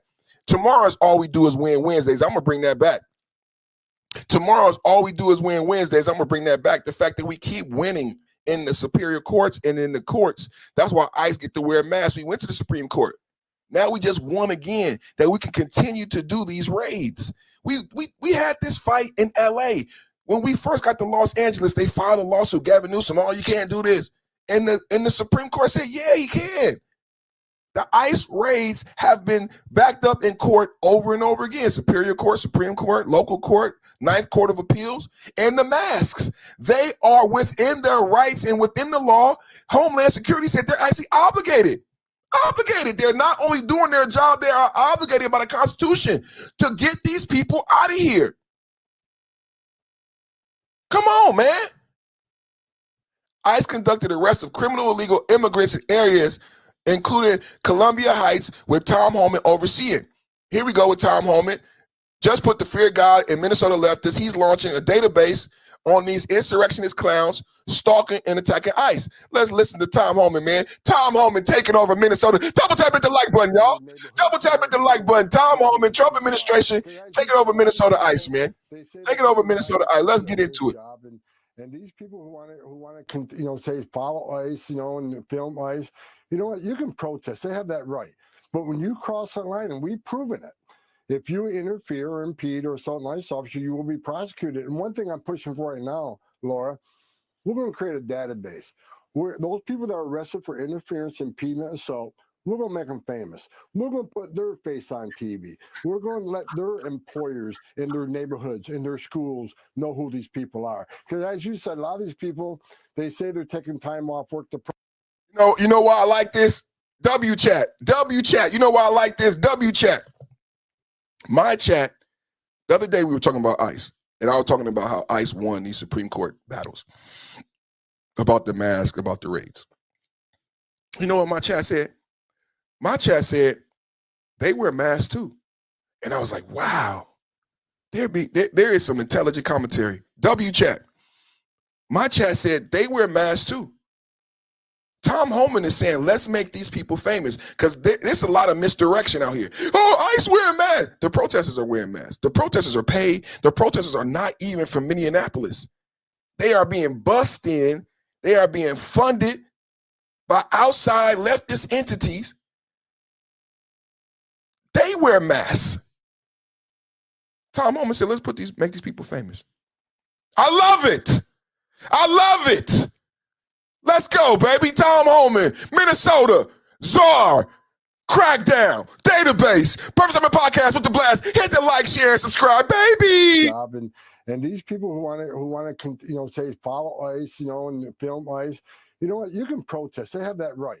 But when you cross the line, and we've proven it, if you interfere or impede or assault an ICE officer, you will be prosecuted. And one thing I'm pushing for right now, Laura, we're going to create a database where those people that are arrested for interference, impediment, assault, we're going to make them famous. We're going to put their face on TV.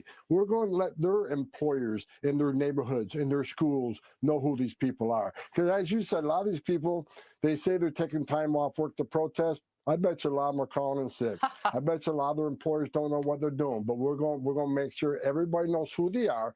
We're going to broadcast. They want to broadcast the ICE officer that was nearly killed all over the internet. We're going to broadcast every one of these people we arrest. This job and these people who want to say we're going to broadcast every one of these people we arrest. They're going to make them famous, man. We're going to make them famous, man.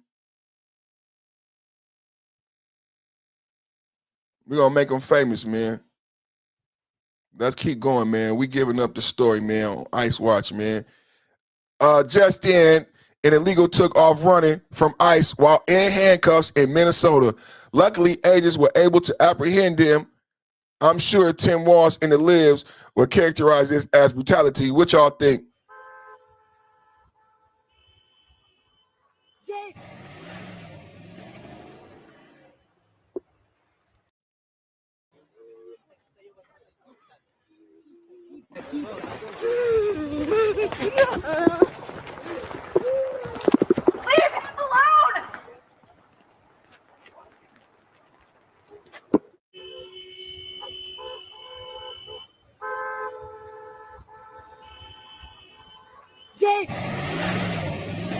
Now, how and why did that happen? Did you guys see the ICE agents filming and interfering? And as he ran, that you can hear someone say, "Leave him alone." Let's listen. Let's watch it again.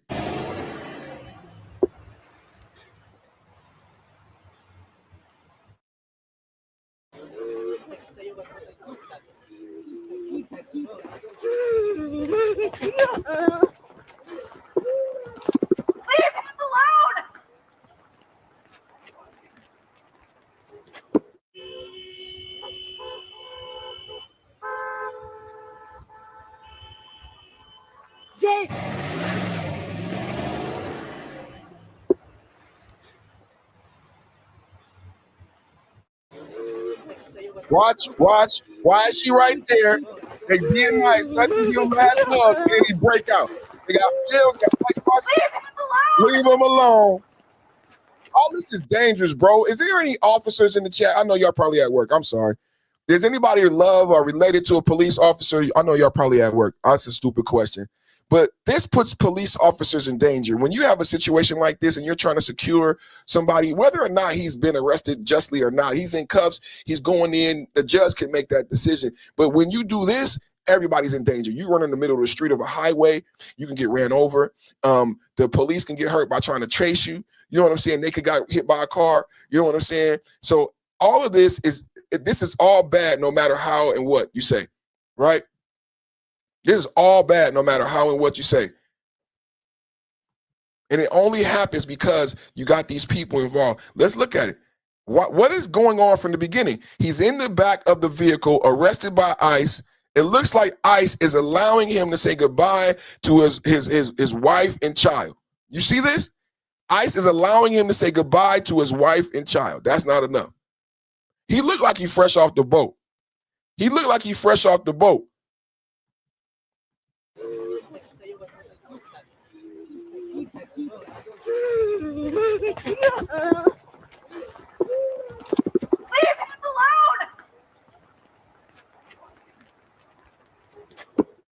Almost every time they attempt to do an arrest, there's somebody there. Almost every time they attempt to do an arrest, there's somebody there attempting to create a situation like this where either someone can get away or someone gets hurt. And I think they're purposely wanting the violence so that they can create these events which can turn into fodder for the 2026 election, right? About damn time. No more stand down orders. No more letting thugs run wild while feds do all the heavy lifting. Local law enforcement is now on the ground helping Trump pressure. Come on now. It should have been like this the entire time.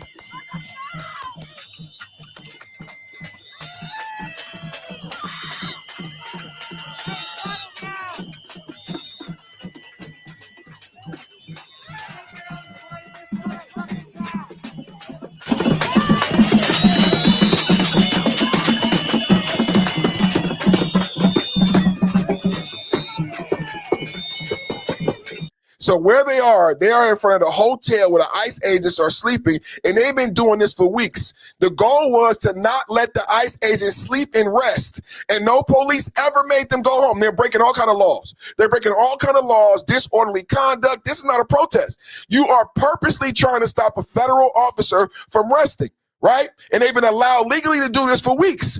Finally, what do you think happened on that phone call with Trump? What do you think happened on that phone call with Trump? I think Trump told him what we said yesterday. You guys cannot secure this area safely.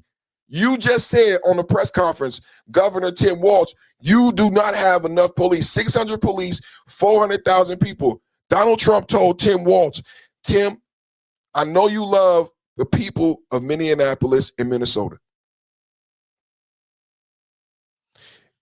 Just, if you want to keep them safe, you're going to have to allow me to help you because it's gotten out of hand. You're going to have to come in. We're going to have to work together to get people to go back in the house, and then we can argue over the issues. But Americans have to stop dying. Donald Trump is the greatest president. Donald Trump is the greatest president. Donald Trump is the greatest president, bro.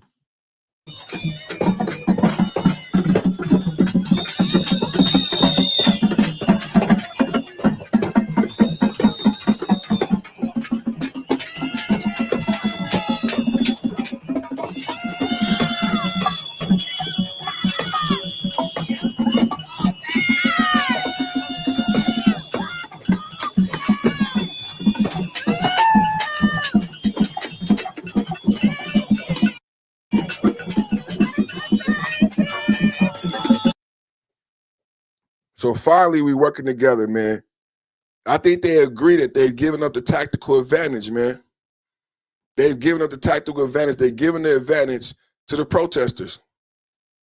They've given the advantage to the protesters. And they've basically prohibited themselves from being able to be effective when it comes to helping and protecting their own citizens. They can't even keep their own citizens safe, and that's their job as local police. And it was all just to spite Trump and the Trump administration. But unfortunately, it's backfired because this is all now resting on the Minnesota leadership who's told them to not interject.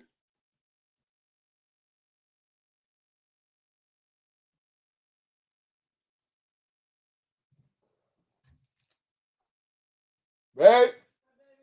Oh, hey, baby. You scared me. I heard somebody. I got the headphones on.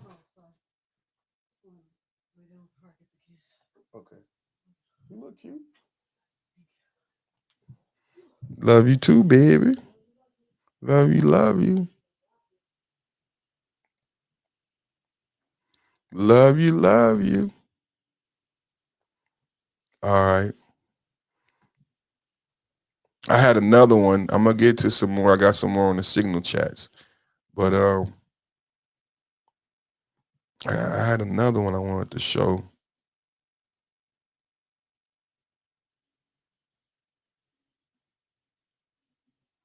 I had another one I wanted to show.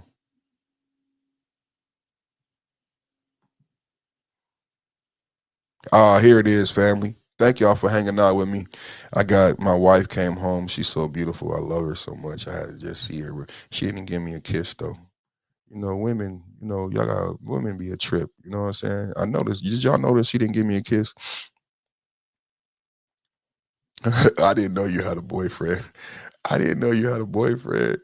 I didn't know you wanted to be banned. Block his ass. I'll make you go, bye-bye.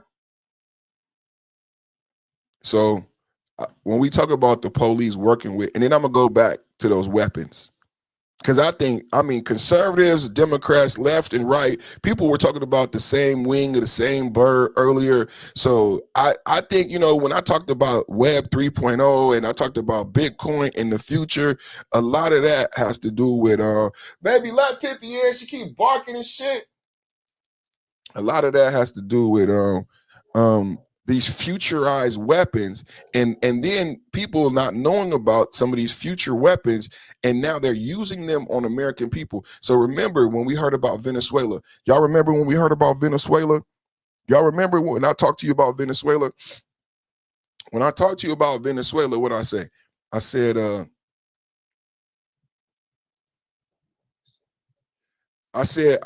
I gave you reports when we did Venezuela. I gave you reports that they had used the same similar type of weapons, right? That people start bleeding from their ears, right? Remember, they said they took out like 300 people, like 5 Marines took out 300 people in 20 minutes.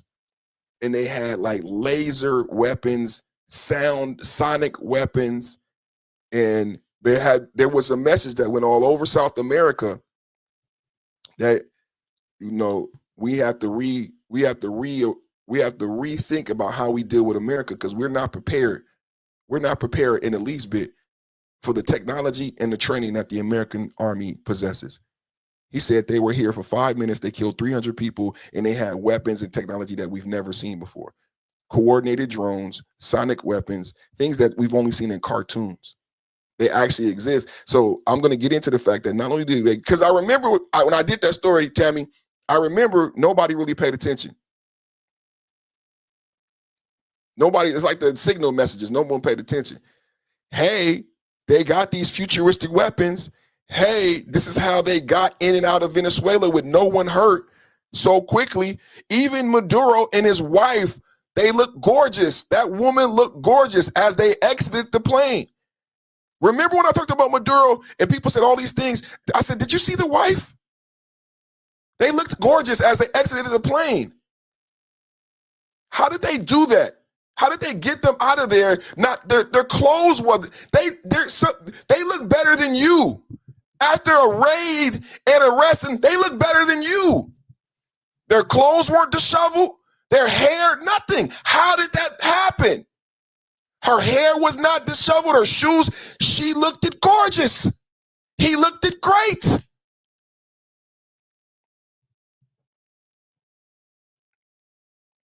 You would think after you go and kidnap and 20 people are murdered, 300 people, and bombs and everything and helicopters, you know, maybe her hair gets messed, something. So I'm going to show this video, and then we're going to go back to the LRD weapons. I seen somebody put it in the chat. I'm going to show this video. Then I'm going to go back to the weapon, because I know all of us have to be concerned and curious, not only that these weapons exist, but that they are legal to use on American citizens. So everybody in the chat, oh, the Second Amendment. Did you know they have these futuristic weapons? And did you know that they're legal? Who did that? Barack Obama. Ding, ding, ding, ding. Barack Obama. Barack Obama militarized the police force. Remember when Barack Obama sold all that old equipment from the Afghan and Iraq war and then in BLM and all that, you saw police with militarized equipment, and no one ever thought and asked about where did the militarizing of police happen and where did the equipment come from? Where we had 2 wars, Iraq and Afghanistan. When the wars ended, you saw Biden, how debacle he did in Afghanistan, but part of the ending of the Iraq war when Barack Obama was president, remember, Barack Obama had the most deportations, Barack Obama had the most kills via drone strikes. And when he ended the war, there was a special law that he passed that allowed local government, because before it was never legal.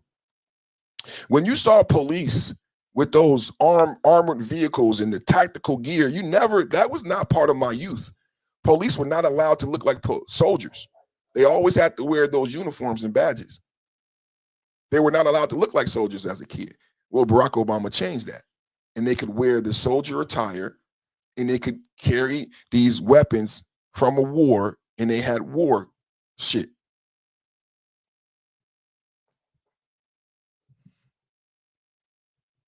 A lot of people don't know that about Barack Obama and when the police became militarized. A lot of people don't know that. So this right here is what this shows us is how preventable it all was. This is what we've been saying. Shout out to Captive Dreamer on X. Shout out to Captive Dreamer on X. I've been saying a long time, just a large speaker, LRD, just a large speaker. I saw you, brother. I saw you, brother. I love you. Thank you for saying that. I think it's a little bit more I think it's a little bit more than that in 2026. But if you want to minimize what's going on, that's cool. If you want to minimize what's happening in 2026, that's cool. If that's all you want to say, if that's how you want to characterize it, if that makes you feel better, I don't know why you would do that. I'm an old man. You have to live in this world. I'm an old man. You have to live in this world. If this makes you feel better, just say it was just a large speaker and we haven't even got to it yet. Maybe you just wanted to be, a dick. I was replying to another person that's saying not really a thing when it's way more advanced now. Well, let's take a look at what Captive Dreamer is saying. Captive Dreamer is saying this shows us just how preventable this all was. This should have happened day one. Have Jacob Fry, and Walsh corroborated from the outset. None of this would have happened. Renee Good and Alex Pretty might even still be alive. Let's watch and see it. Put a 1 in the chat if you agree. My name is Rose Leslie.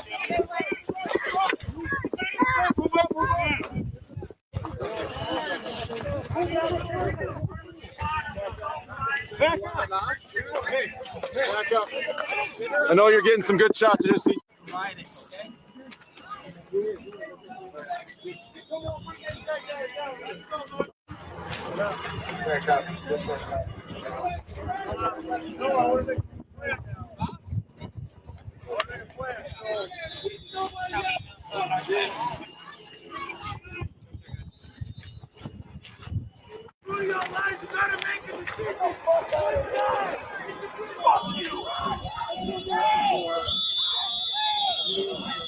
South or the southeast towards Hemlock Lane.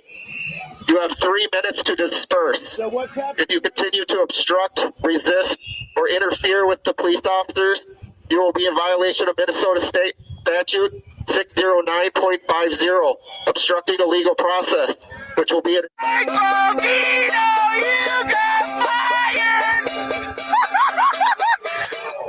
you, bitches! Oh!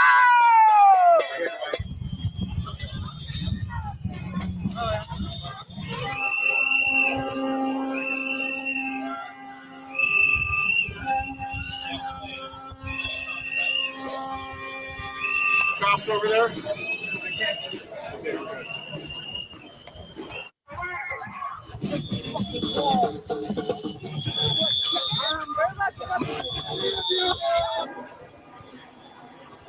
Yo, when am I going to be able to get out of here?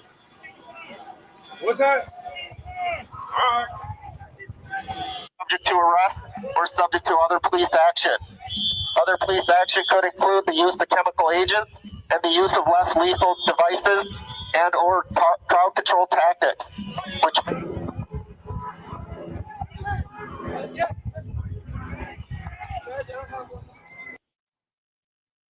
So now people going home. This is what it's going to take for people to go home. This is why yesterday when we talked about how many police they had, I didn't really feel comfortable because I didn't want the protesters knowing the numbers, right? But the protesters already know the numbers. There's only 600 police and 400,000 people in Minnesota. That's not including the people that the leftists have pumped in there, right? That leftist group that was protesting in New York, the same people, money behind that, they have now shipped people into Minnesota to cause problems. And I think that's what Tim Walz had to acknowledge on the phone with Trump. Hey, man, everybody down there don't care the way you care about the people of Minnesota. I know you love the people of Minnesota. You have a problem, brother, because now people are using your situation in Minnesota for fodder for the 2026 election. The problem with that is people in Minnesota are going to die. If you don't work with me to help protect your citizens, it's going to get worse, brother, because these people don't care. Remember what I said, the Democrats don't care about the victims? These people don't care about your people. I think that's the conversation that Trump had with Tim Walz. You need to help me. You need to work with me. You need to open up the jails. You need to open up the database. Remember, Keith Ellison has been arguing. Keith Ellison has been arguing with the federal government. All they want is this information. Yes, the federal government has asked for information. And the only reason we have protests and death is because Minnesota said no. The government has asked access to the jails. The government has asked, give me all the immigrants on welfare. The government has asked, and you said no. So then ICE agents had to go in by themselves, door to door, with their list of deportation orders, and you could have assisted ICE agents by giving them the 500 immigrants that you had incarcerated. Instead, you released them. And you released them, and you said you were justified for releasing them because you said you did not have to abide by the deportation orders. You said you had legal clearance because the ICE agents didn't have a warrant from a judge like the immigrants were American citizens. Minnesota has been treating these immigrants like American citizens and refusing to assist Trump and his administration because Trump and his administration will not afford immigrants the same rights and clauses as American citizens. So Minnesota has said, we will give you the immigrants if you can produce a warrant. And the ICE has said, we have a warrant. They saw a judge. They saw an immigration judge. Did they see the same judge in a superior court like you or me or the people in the chat will see? No. Do I have a warrant from a judge like me or you, like a police officer would have? No, I do not have a warrant like a police officer would have. I have a deportation order from an immigration judge based on the fact that this person committed a crime in America.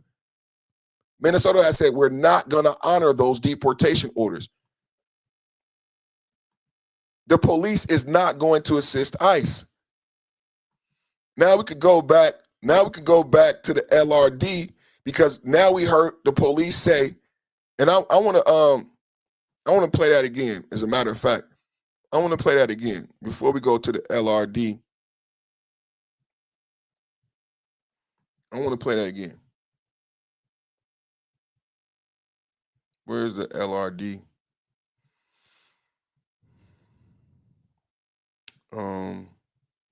I got so much stuff open, y'all. Stay with me. Stay with me. I'm going to play that again because I wanted you guys to hear the police tell them about the different things that may be employed if you do not listen to us and go home. If you do not listen to us and go home. Let me see where I got that LRD story at.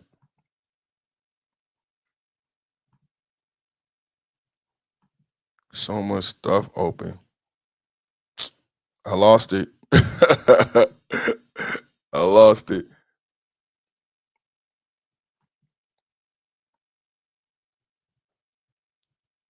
Let me see. Let me see. These people are crazy, man.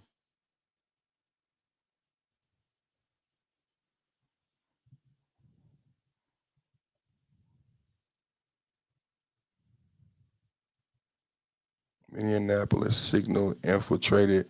Let's see this right here, Cash Patel. While I look and see, I'll show you guys this while I look for that. Signal chat group is information we collect from the public because we repeatedly request the public provide us with information they have. And what we are going to do is what we have been doing across the country under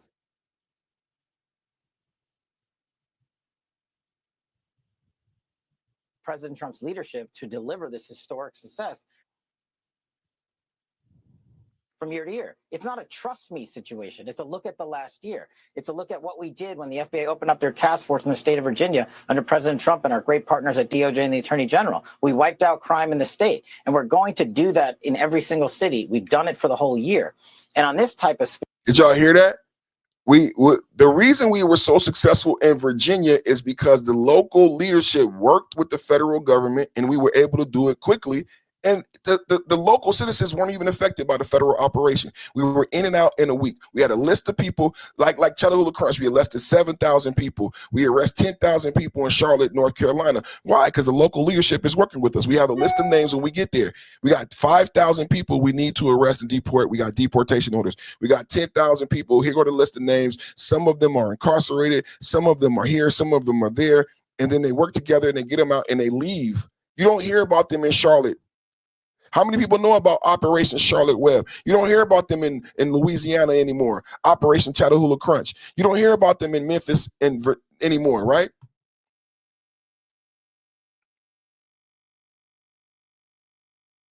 Cash Patel. Live, Purple to my podcast. They don't like Cash Patel. Buffering. Cash Patel.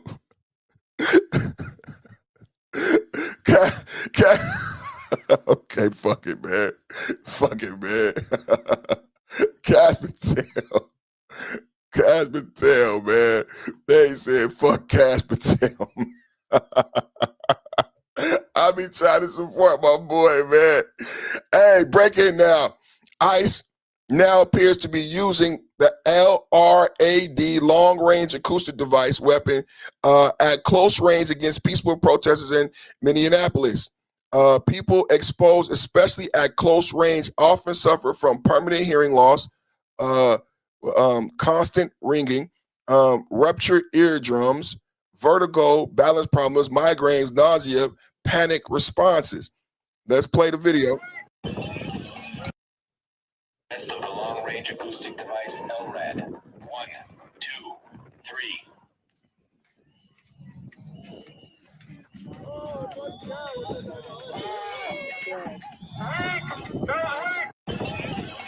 Test of the long-range acoustic device LRAD. 1, 2, 3.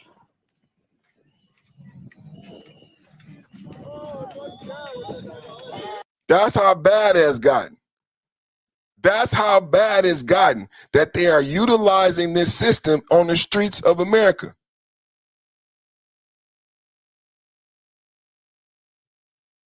That's how bad it's gotten. And people still not going home. I think, you know, even though Tim Walz is like $1, what they say, a day late and $1 short, I think it's too late to start working with the federal government. I think we're going to have to bring in the National Guard.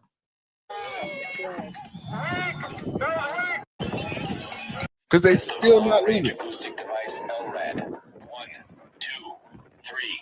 So they warn the people. We're going to use the acoustic device LRAD 1, 2, 3. I said from the beginning we need to check the toxicology on these protesters. I said from the beginning we need to check the toxicology because look at them. Look at them. How they act at the middle of the night. They still have energy. They put this system on them. And then they still don't even leave. They still don't leave.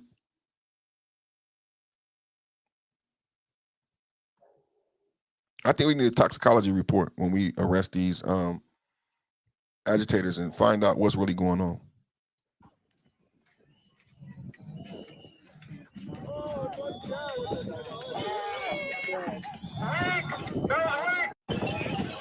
Test of the long-range acoustic device LRAD. 1, 2. Long-range acoustic device LRAD. 1, 2, 3. Oh yeah, they being paid real well.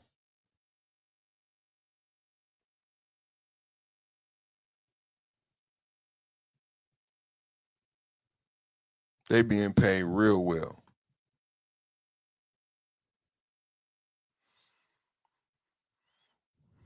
No all caps, brother. No all caps, brother.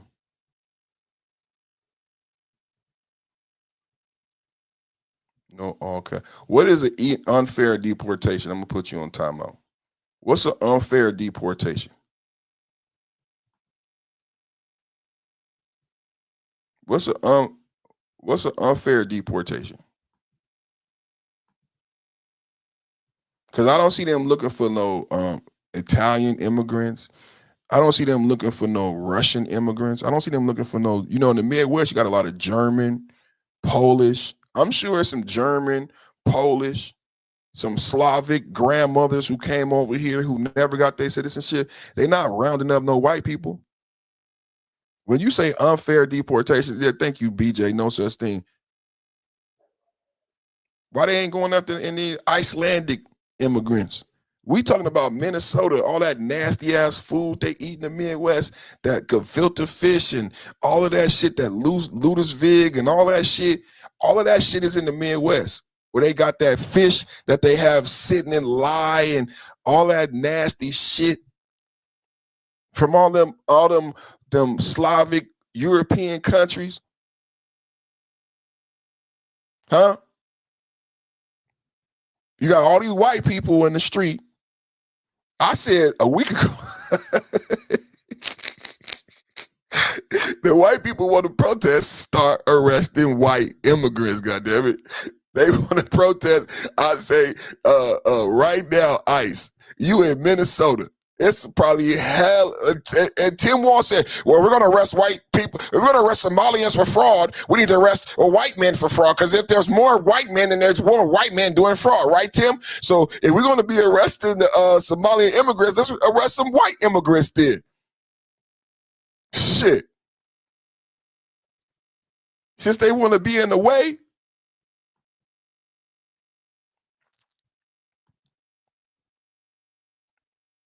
I thought of something good. I think it's something weird spot. Sabotage tactic, or at least scare tactic. All the medical providers, grab some syringes with needles on the end. Have them full of saline. So this is a crazy.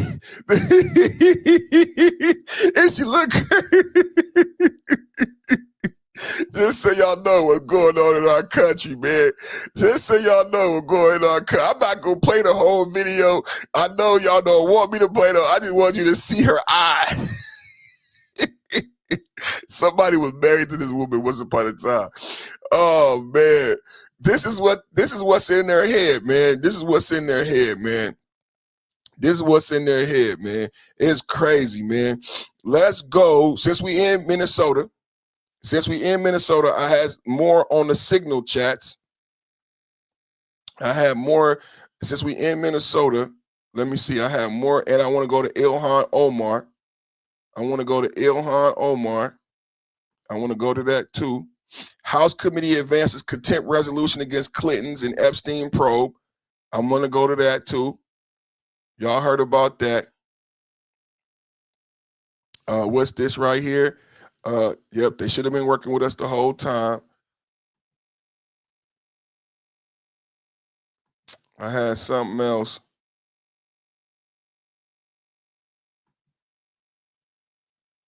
Let's check this out.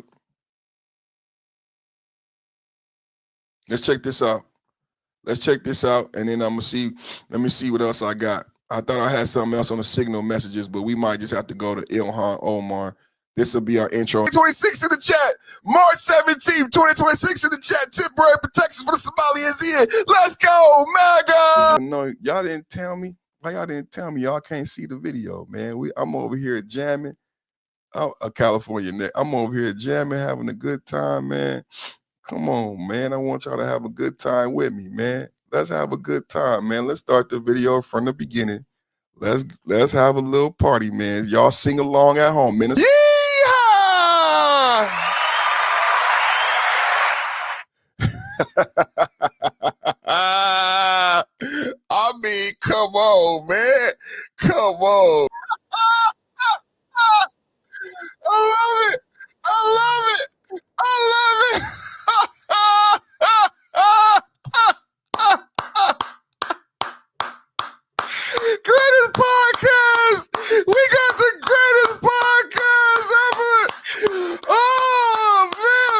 I'm here to entertain. I'm here to entertain, man. I'm here to entertain, man. I am here to entertain, man. I am here to entertain. Thank you guys so much. We having a good time, man. Double tap, hit the like button, man. Eddie, double tap, hit the like button, man. Double tap. Salute to you, Tammy. Thank you for coming through, man. Thank you for coming through. We just getting started, though, everybody. I'm just getting started. We having a good time, man. Federal probe, Minnesota activist signal chat tracking ICE agents. Federal Director Kash Patel announced an investigation into signal group chats used by Minnesota activists to track ICE during a surge in operations and violent clashes. Leaks from journalist Cam Higley revealed Minnesota chats sharing vehicle details, while State Rep Brad Tabke live posted agent locations and hosted ICE Watch trainings on safe observing. The probe targets potential incitement or threats to officers following incidents like a shovel attack on an agent and the death of nurse Alex Pretty in confrontation. Patel stressed it spares peaceful protests. That's the signal chat. This is some clown. I'm not getting into this about this clown because I don't believe it, like some people said. TikTokers urging people to shoot ICE agents in the head. He thinks that should meet the same fate, right? We're not going to play that. And then this clown is Antifa Captain Kyle Ragnar, the cross-dressing thug who screamed for his crew to get blah, blah, blah, blah, blah, is now admitting he's basically on the run and begging for a lawyer, right? This is what's happening, man, because when they pull the rug out from underneath you, and then no one's there to support you. You know what I'm saying? This is Kash Patel on, again, let's see if they play it. It wouldn't play earlier, but let's see if we can get it to play. Ongoing investigation involving the shooting last week is being led by DHS, and of course, we're supporting our interagency partners there. The Signal Chat group is information we collect from the public because we repeatedly request the public provide us with information they have. And what we are going to do is what we have been doing across the country under President Trump's leadership to deliver this historic success from year to year. It's not a trust me situation. It's a look at the last year. It's a look at what we did when the FBI opened up their task force in the state of Virginia under President Trump and our great partners at DOJ and the Attorney General. We wiped out crime in the state, and we're going to do that in every single city. We've done it for the whole year. And on this type of specific investigation, what you do, generally speaking, is you send out subpoenas, you collect data, you put people in grand juries, and you find out who broke the law. And if anyone broke the law and incited violence, remember, that's the key here. We are not going after people and infringing on their freedom of speech to peacefully protest. We are definitely not going after people and their Second Amendment right to bear arms. Only if you incite violence and or threaten to do harm to law enforcement officials and break the law in any other way does it become an investigatory matter. So this signal chat is something that we, the FBI, are looking at and spearheading. There you go, baby. There you go, baby. Let's get to the Ilhan Omar nasty, nasty fraud. Thank you, ICE. Thank you, ICE. Can we get a thank you, ICE, in the chat for doing your job? Thank you, ICE. Thank you, Kash Patel. Thank you, Christy Noam. Thank you, Pam Bondi. Thank you to my sister Tammy for coming through, helping us out. Thank you to the Trump administration. Shout out to BJ in Buffalo, New York. Mayor just signed an executive stating no government employee can assist ICE. So New York gonna be next. Some people in the chat were saying Maine is next in different states. In the beginning of the year in 2025, we were saying what was next. You know, Trump went to so many places. I didn't even know all the places he went to. I didn't know he went to Memphis. I didn't know he had went to Memphis. I heard a pastor today giving Trump props for protecting Christians in Nigeria. It's so much Trump has done, man. Double tap. Let's give Trump some hand praise. Best president, best second term ever. How did Ilhan Omar make millions from a 100% fake winery? So I've been reporting to you about her $30 million growth in over 12 months. She had a 3,000% increase. She's been married multiple times. She's now married to a white man. When she married this white man, he was worth $50,000. It's relevant that she's married to a white man because Ilhan Omar is a Somali Muslim. And they are very, very staunch about community. So typically, an Islamic woman like herself would not be able to marry out of her community. Not only marry out to a non-Muslim, but marry to someone who is white. So it is worth noting that she's been married up to 3, maybe 4 times. One of her marriages are being investigated because possibly she married her brother to grant him citizenship. That's no longer conjecture. That's actually a Homeland investigation into that. That's a real investigation into whether she married her brother. Tom Homan acknowledged that. I can say that. That's not just me making that up. Tom Homan acknowledged that. We're going to find out whether or not she married her brother. I'm telling you, she's been married up to 3 to 4 times. And now she's married to a white man. And in a year, they're worth $30 million. The white man was worth $50,000. He was not a millionaire when he married her. He's never had money. Now, at the same time that they amassed this $30 million wealth, there was $19 billion stole from American taxpayer by the Somali community. And then she's the one who opened up that pathway, feeding our future $250 million fraud. She actually received a campaign victory party at the Safari Club. The person who owned the Safari Club was Somali fraudster, $5 million. One of her campaign managers responsible for getting the vote out, convicted of fraud, $3 million, connected to feeding our future. So Ilhan Omar has direct ties to the fraud. She has one of her employees, one of her intimately close Somalian employees, she could have been related to him for all that we know, got arrested and convicted for Somalian fraud. And he worked for Ilhan Omar as a campaign advisor, getting out the Somali vote. He's now in jail, $3 million fraud. She's directly connected to the fraud. But no one can explain where she got this $30 million from. No one can explain where she got this $30 million from. So let's get into it today. Because what we've been told is the only reason we know about this money is because they have to report the IRS. So in her brand new IRS filings, we like, holy shit. Last time she filed, she was worth $70,000. Now she's worth $30 million. What's changed? The $19 billion fraud and a white man. $19 billion fraud and a white man. Let's get into it. How did Ilhan Omar make millions from a 100% fake winery? This is insane. We've investigated. Check this out. Ilhan Omar lists California winery as her financial disclosures. You can see them below. The winery name is Extrude Crew LLC. In 2023, it was valued at $15,000. In 2024, it was valued at $5 million. I live in Northern California. Wineries don't just go up like that. It's a very difficult business. And a lot of you know that grapes take a long time to mature. So only way a winery would go up in value like this is if they had some old crop that was worth a lot of money. Some old grapes or old grapevine that was in the barrels that had been pressed that could be bottled up. And now that wine is worth $5 million. I don't know where they're getting these numbers from. I live in Northern California. I go to Napa. I love wine. You don't get a winery for $15,000.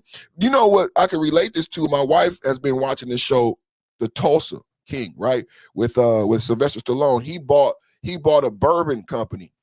The bourbon company, he bought it cheap, but the bourbon company was worth millions because they had this bourbon they hadn't sold, and the bourbon is expensive. I started getting into bourbon because of the TV show.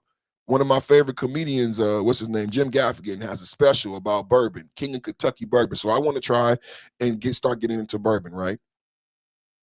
The thing is, the bourbon in the barrels are worth millions of dollars.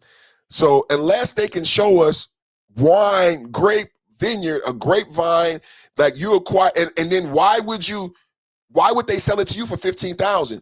If they had a grapevine that was worth $5 million that could produce wine that would be worth millions of dollars, why would you get it for $15,000? Just to give you my background, I love wine. I'm a wine dude. My favorite is a Zinfandel, not the ghetto bullshit, not no white Zinfandel, not no fucking Moscato. I don't drink. That's a dessert wine. You know, if you've ever been to a fine restaurant, at the end of the meal, they offer you a dessert wine. And I don't prefer Moscato.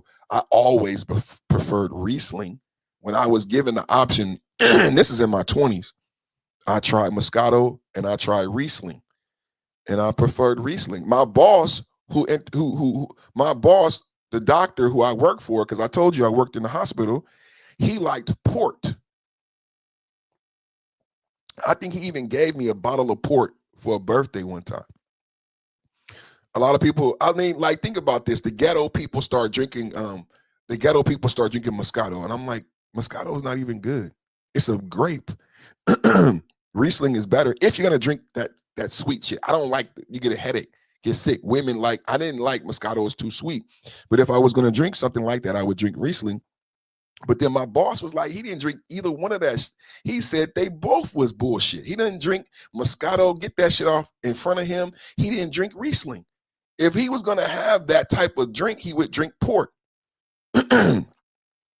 If we were having dessert, then he wouldn't order a Riesling or Moscato. He would have a port. You guys gonna have me drink some wine tonight, because you making me reminisce about when I lived and I worked in Napa. Look, I love port too. I haven't had any good port in a long time, but Zinfandel, because of my love of that port, Zinfandel was one of my favorite wines. I love a good red. You know what I've been drinking lately? At Costco, they have this red blend. I've been drinking these red blends. Oh man, what made me start drinking the red blends is I had a white blend, and I'm not a fan of like Chardonnay, but I used to drink a really good Chardonnay in the 90s. But it has to be like summertime, right? But I'm not a fan of the Chardonnays and the Pinot Grigio, Pinot Blanc, right? There was a restaurant we had a party at in Napa called Pinot Blanc.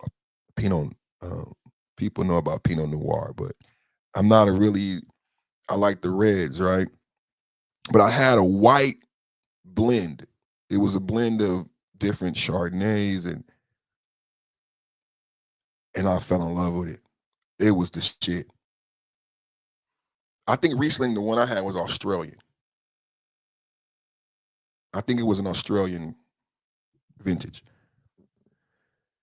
And so I'm like, these blends, they're doing a great job. So I talked to some people I knew about wine, and they was like, perfect. I love it. Like, the older people, the OGs love when you learn stuff, and they're like, yeah, man, I'm glad you found out about these blends, because I drink a good red blend.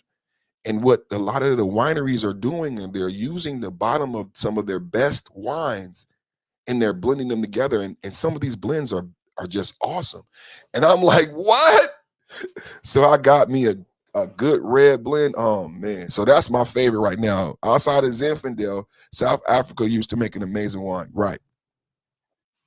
I think I had a South African Riesling too. So yeah, man, I've been on these red blends, man. And Costco has great wine. And I was watching somebody in a podcast, and he's talking to people in the Midwest, and they didn't have a Safeway. So out here in California, we go to Safeway, and you could buy a 6-pack of wine. My boss, he was rich, and he would buy his wine at Safeway. He lived in Napa. He was wealthy. And Safeway used to have this little thing on the top of the wine section. Everybody don't know, Safeway has an exclusive wine curator here in Northern California. It's very unique. The wine section in the Safeway grocery store.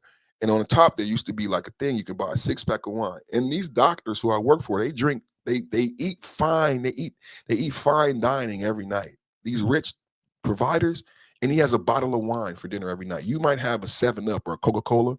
Where my boss, he would go buy him a couple pieces of salmon or a couple pieces of steak from his local grocer.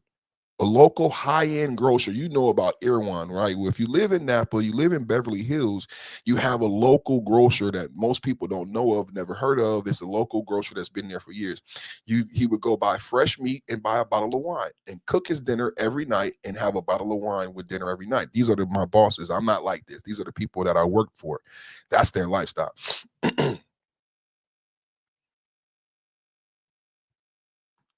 And I can't even have a good time while people sneaking in with the BS.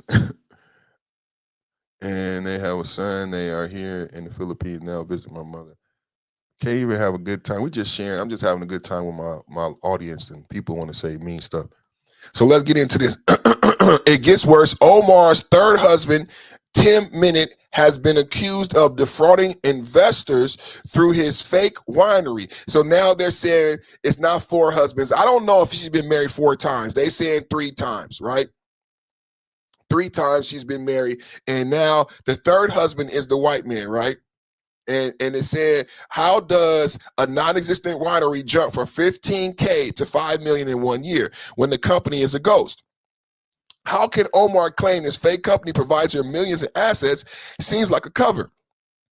Ironically, one of the wine labels that made was literally called The Devil's Lie. The Trump administration and Republicans in Congress must investigate this fraud even further. Hey, man, come get me. We can go to Napa and see if this I just investigated Ilhan Omar's official financial disclosures, and what I found was so dark and criminal. I don't know how she gets out of this without going to jail. Have a look at this. Here's Ilhan Omar's financial disclosure from the Congressional Record, year 2023. I want to bring your attention to this company right down here, Est Crew LLC. This is a winery in Santa Rosa, California. It's not doing that well. The total value of the winery is listed at $15,000, and Ilhan Omar's barely making any money off of it at all. Hardly enough to pay a parking ticket. Okay, that's fine. Nothing really mysterious there. Businesses fail all the time. Right. But go ahead and look at her filing for 2024, and you'll find that Est Crew Winery, the same company in the same location, is now worth $5 million. That's incredible, up from $15,000. And now Ilhan Omar's making enough to pay rent. So this must be one of the most successful companies ever. Let's go ahead and check in on this winery. You know, maybe we could buy some wine. Right. I like wine. Why not? Let's see if we can buy some Est Crew Winery. Here's Est Crew's social media Facebook page. You'll see here that the last post, oh no, was in 2023. Oh. Wasn't this the year that they were supposed to, go really big and make Ilhan Omar millions of dollars? Same thing on their Instagram, and they don't have an X. So let's go ahead and check their official website. What is Est Crew? We are winemakers and memory curators. Okay, Est Crew Winery has a bunch of brands that's led by these people. Check this creators out. of eye-catching labels. Wait a minute. I'm sure I can go and get some of their wine, right? Well, they don't have any activities here. I'm in Sacramento. Did y'all see that? Anybody in Northern California? I'm in Sacramento. Did y'all see that? That's led by these people, creators of. Let's read that. I'm in Sacramento, y'all. Did y'all see that? I love when we do these deep dives. Founded in 2020, Crew Wines, producer of brands such as Fizzle Cloths Line, Staring at the Sun, Heavy Hitter, Blockchain, Overt, and Parrot is a Sacramento-based wine company led by Paul Munoz and Erica Stancliffe, creators of eye-catching labels. We partner with exceptional small lot growers in Lodi, Clarksburg, Sonoma County, and the Central Coast with sustainability at the forefront. We never compromise the quality of our wines. All these efforts allow us to deliver affordable wines to your door. I've never heard of this company. I'm in Sacramento. I drink a lot of wine. I just wanted to read that because I thought that was, so it's Santa Rosa, but it's a collective. Eye-catching labels. So I'm sure I can go and get some of their wine, right? Well, they don't have any activities here. So maybe I could just go to their location and buy some of their wines, or maybe give them a call. Let's try and go to their location here. This is the Google Street View of Est Crew Winery, and what you'll find here is an empty parking lot. Doesn't actually look like an operational business. Certainly isn't the same name. So, okay, let's go ahead and give them a call. See if maybe they pick up. Let's go ahead and call the number on the webpage. Let's go ahead and give them a call and find out. Oh no, user busy. Let's try that. Okay. Well, I've done this like 20 times today. Okay, so that didn't work. Is there any wine in this wine company? Is there anything about wine? Because I see like stuff about events, but like, what is this exactly? Aren't you supposed to sell wine at your wine company? Where are your wines? Oh, there are no wines. You want to know why? Because this is a fake company. Wow. Rip Ilhan Omar's husband, accused of swindling investors in their California winery. They stole millions from cannabis growers. You can see here's the lawsuit right here, saying that Tim Minette, who's Ilhan Omar's third husband, no relation, swindled his investors and defrauded them. How did Minette get this relationship? Well, the current Attorney General of Minnesota, Keith Ellison, used to work for him. What? That's curious. Keith Ellison, same guy who refuses to look into any of the Somali fraud. Wait a minute. So this company was sued for being a fraud.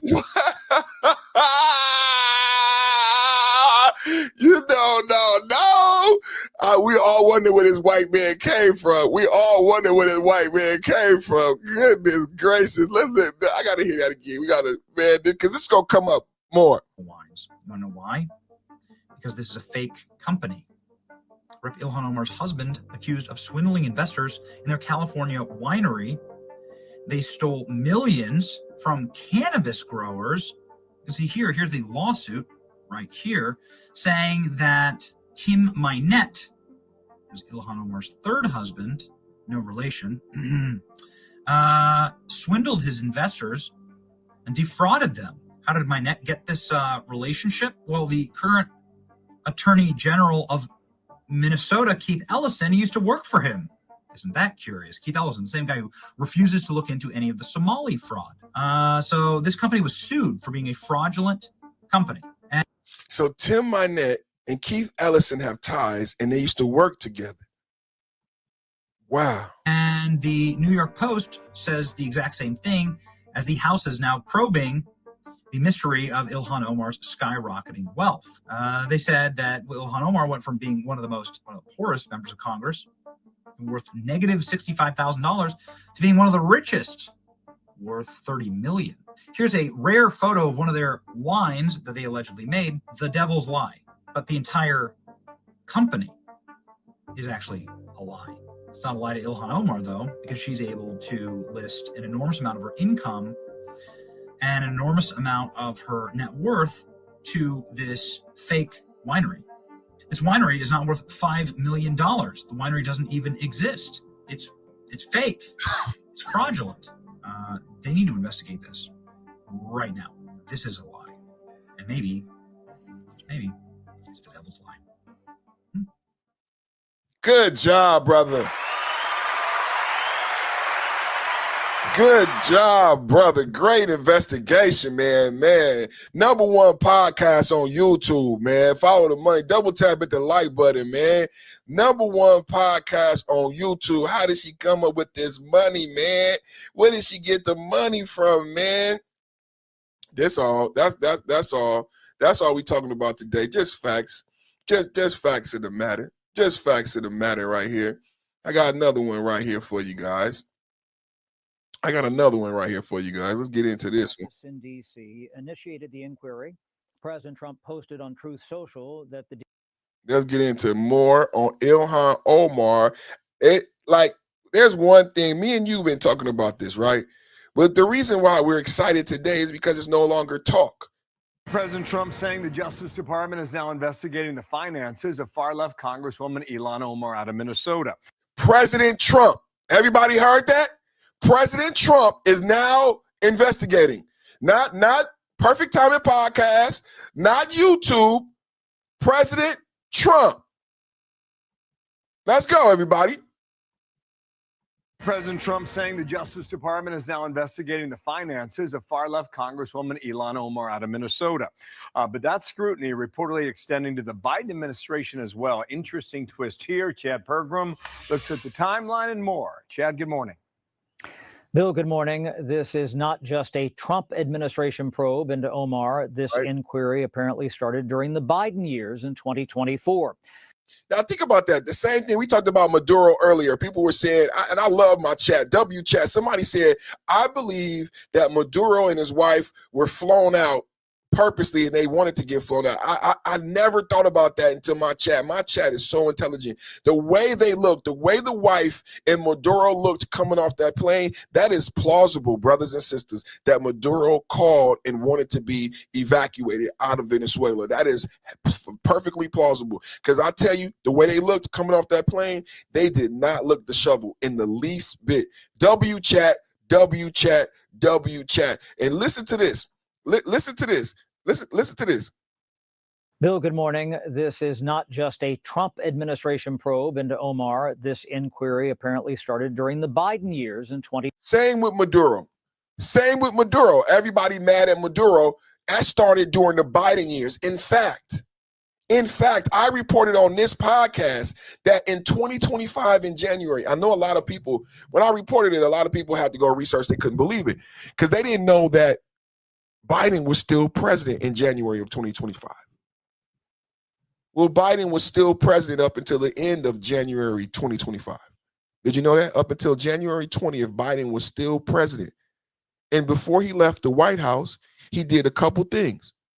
He upped the bounty on Maduro's head to 25 million. It was formerly 10 or 15.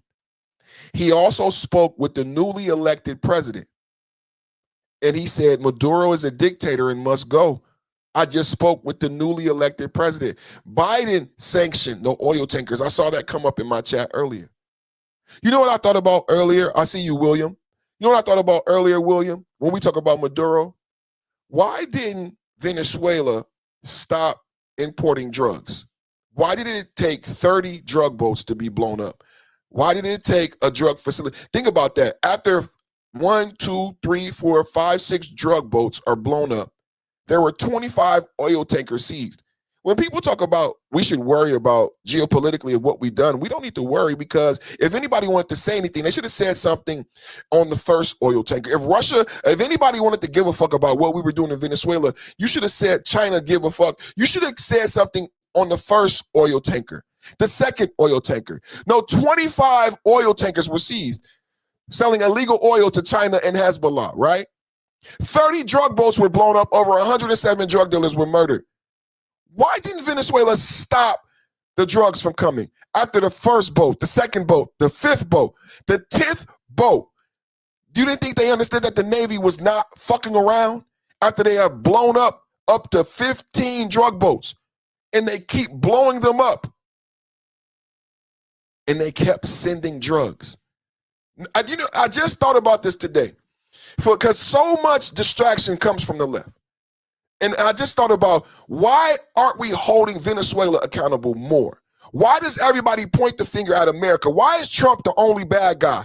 Doesn't it make logical sense that after 20 boats blown up and 80 drug dealers killed by American military armed forces, that maybe, just maybe, you start to stop the fucking drug boats leaving your fucking country? Maybe, just maybe.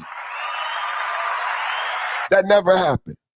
So when they talk about Trump and he went to kidnap and all this bullshit, don't let them talk about it in a silo. Remember I told you earlier, the left love to have these silo conversations. They want to just talk about the one day. Make them talk about, hey, there were 30 fucking boats blown up and 107 Trinidad de Agua gang members murdered in those explosions. Nobody in Venezuela, nobody in South America thought to fucking stop the shit? Thought that the Americans were not fucking around after fucking 10 boats blown up? After 20 boats blown up? Nobody did the fucking assessment? Nobody did the assessment. This shouldn't have been no surprise. So when my chat says, hey, I think they called and I think Trump got them out, that's plausible to me. That's plausible to me, because everybody's not a fucking idiot. Somebody had to see the writing on the wall that Trump is coming. Trump has blown up 30 boats. Trump has captured 25 oil tankers. Trump just blew up a cocaine manufacturing plant, and he's bragging about it. He's coming. So when my chat said, hey, perfect, I think it's plausible that the Trump administration may have got them out. I think Maduro called. I think Maduro called the reason why Maduro didn't look disheveled. The reason why his wife looked so beautiful, because people said they got captured, they got kidnapped. And my argument is, did you see them come off the plane? I think a lot of people just listen to the left-wing bullshit and don't really do the research. I said, did you see them come off the plane? All of you, Trump news, giving Democrats the boo blues. All of you boo-hoo-hoo criers. Did you see Maduro and his wife come off the plane? Do you know what it signified to me? You know why I want to support that message in the chat? Because you know what it meant? You know why it's so plausible? Because the wife also came. You typically, when the government evacuates somebody, you get to bring your loved ones. Why did we not just bring Maduro? Why did we bring his wife? And why did they both look like they just got off a private plane? Well, I believe because my chat just said it, maybe my brain start, you hear my brain just working. Maduro made a deal. Maduro made a deal. Whoa, William. Oh, William, come on now. William, I'm going to highlight your comment. I love you. I got the best chat. I got the best chat. I got the best chat. I really do. I got the best chat. So, William, you saw him. You saw how good they look. You saw that woman with her hair done. Someone said they probably had a makeup artist on the plane. I didn't think about any of this. It's 2026. So she had her makeup and hair done. Trump showed him respect. Trump got his wife out safely, made sure that when they did the perp walk, Maduro looked it presidential and looked it respectful. William just noted that he was handcuffed in front of him. W chat, thank you, chat. W chat, thank you, chat. I never thought about that until you guys and your intelligence. My chat just uncovered a big story. Hey, man, it's possible that Maduro called, made a deal. Because why would we bring the wife? Why would we bring the wife? Maduro called, made a deal. Come get me and my wife. And my wife. She's not going to be charged. Y'all know that, right? The wife is not being charged. The wife is going to get to be an American. She's going to be a rich American.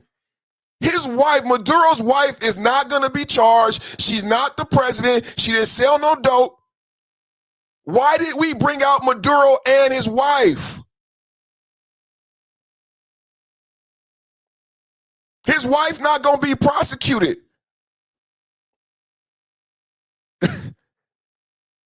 She going to get to stay in America, y'all. She damn sure don't want to go back to Venezuela. His wife is not going to be prosecuted, so why did we bring his wife? That's part of the deal. Okay, Trump, I'm going to come back. I'll stand trial. Come get me. I'll come back. I'll stand trial, but you got to come get me and my wife. And you got to let my vice president be in charge, because remember, this is another part that you guys don't understand. That's part of the deal. Maduro was not the duly elected president, but the person in charge of Venezuela right now is Maduro's administration, Maduro's vice president. Both of those, Maduro's vice president should have been arrested. Maduro's vice president had a warrant, but Trump allowed him to stay and to take leadership. When the Venezuelan people actually elected someone else, the person they elected is in jail. Trump released him. The person that was elected that Biden spoke with was arrested as a political prisoner. Trump freed the political prisoners in Venezuela. But he's not president, despite him being the one who won the vote in a democratic Western hemisphere. He's not president. Does everybody understand what I'm saying? He's not president. The president is someone who should be in jail. The president is Maduro's vice president. Man, my chat is the best chat, bro. Do y'all see how this is all falling together with that one comment? That was a genius comment. This is all falling together with that comment. Because with that comment, you got to think about all those things that we know that happened that didn't make sense. They all start to make sense now. What everybody, including CNN and MSNBC, was barking at Trump, wondering why you are allowing the vice president to take power. Even though Anderson Cooper did not say, but Biden acknowledged that Maduro's administration is not the duly elected administration. There's dictator. But they are allowing, that's part of the deal. Trump, come get me. Trump, come get me. I need you to get me and my wife out of Venezuela. My vice president is going to take over, and the opposition party cannot be in power, not yet. Because think about it, if it was magical Disneyland, think about it, if it was magical Disneyland, it would not just, Maduro's wife wouldn't have been on that perp walk, and the opposition who was duly elected would now be in power. They're not. Who else got pulled out of Venezuela? Maria, the one who won the Nobel Peace Prize, who gave it to Trump. She gave her Nobel Peace Prize to Trump.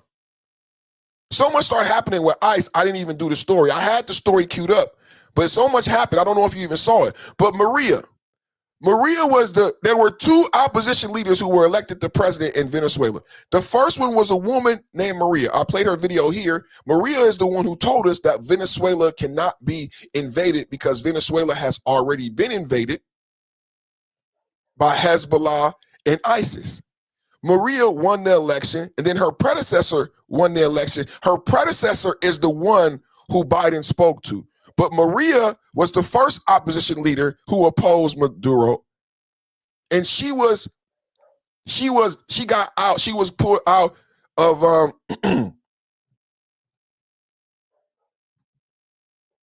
Babe, are you still here? Can you let Pippi in, pretty please?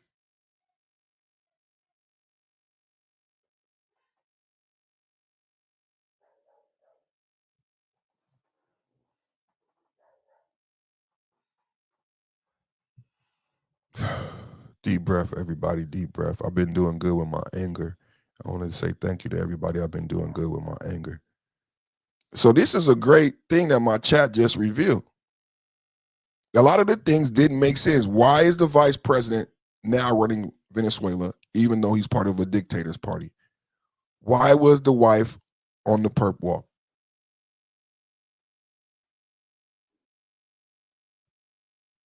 Now it all makes sense.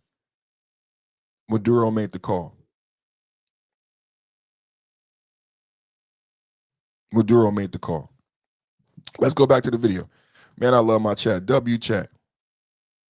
2024. The investigations. President Trump saying the Justice Department is now investigating the finances of far-left Congresswoman Ilhan Omar out of Minnesota. But that scrutiny reportedly extending to the Biden administration as well. Interesting twist here. Chad Pergram looks at the timeline and more. Chad, good morning.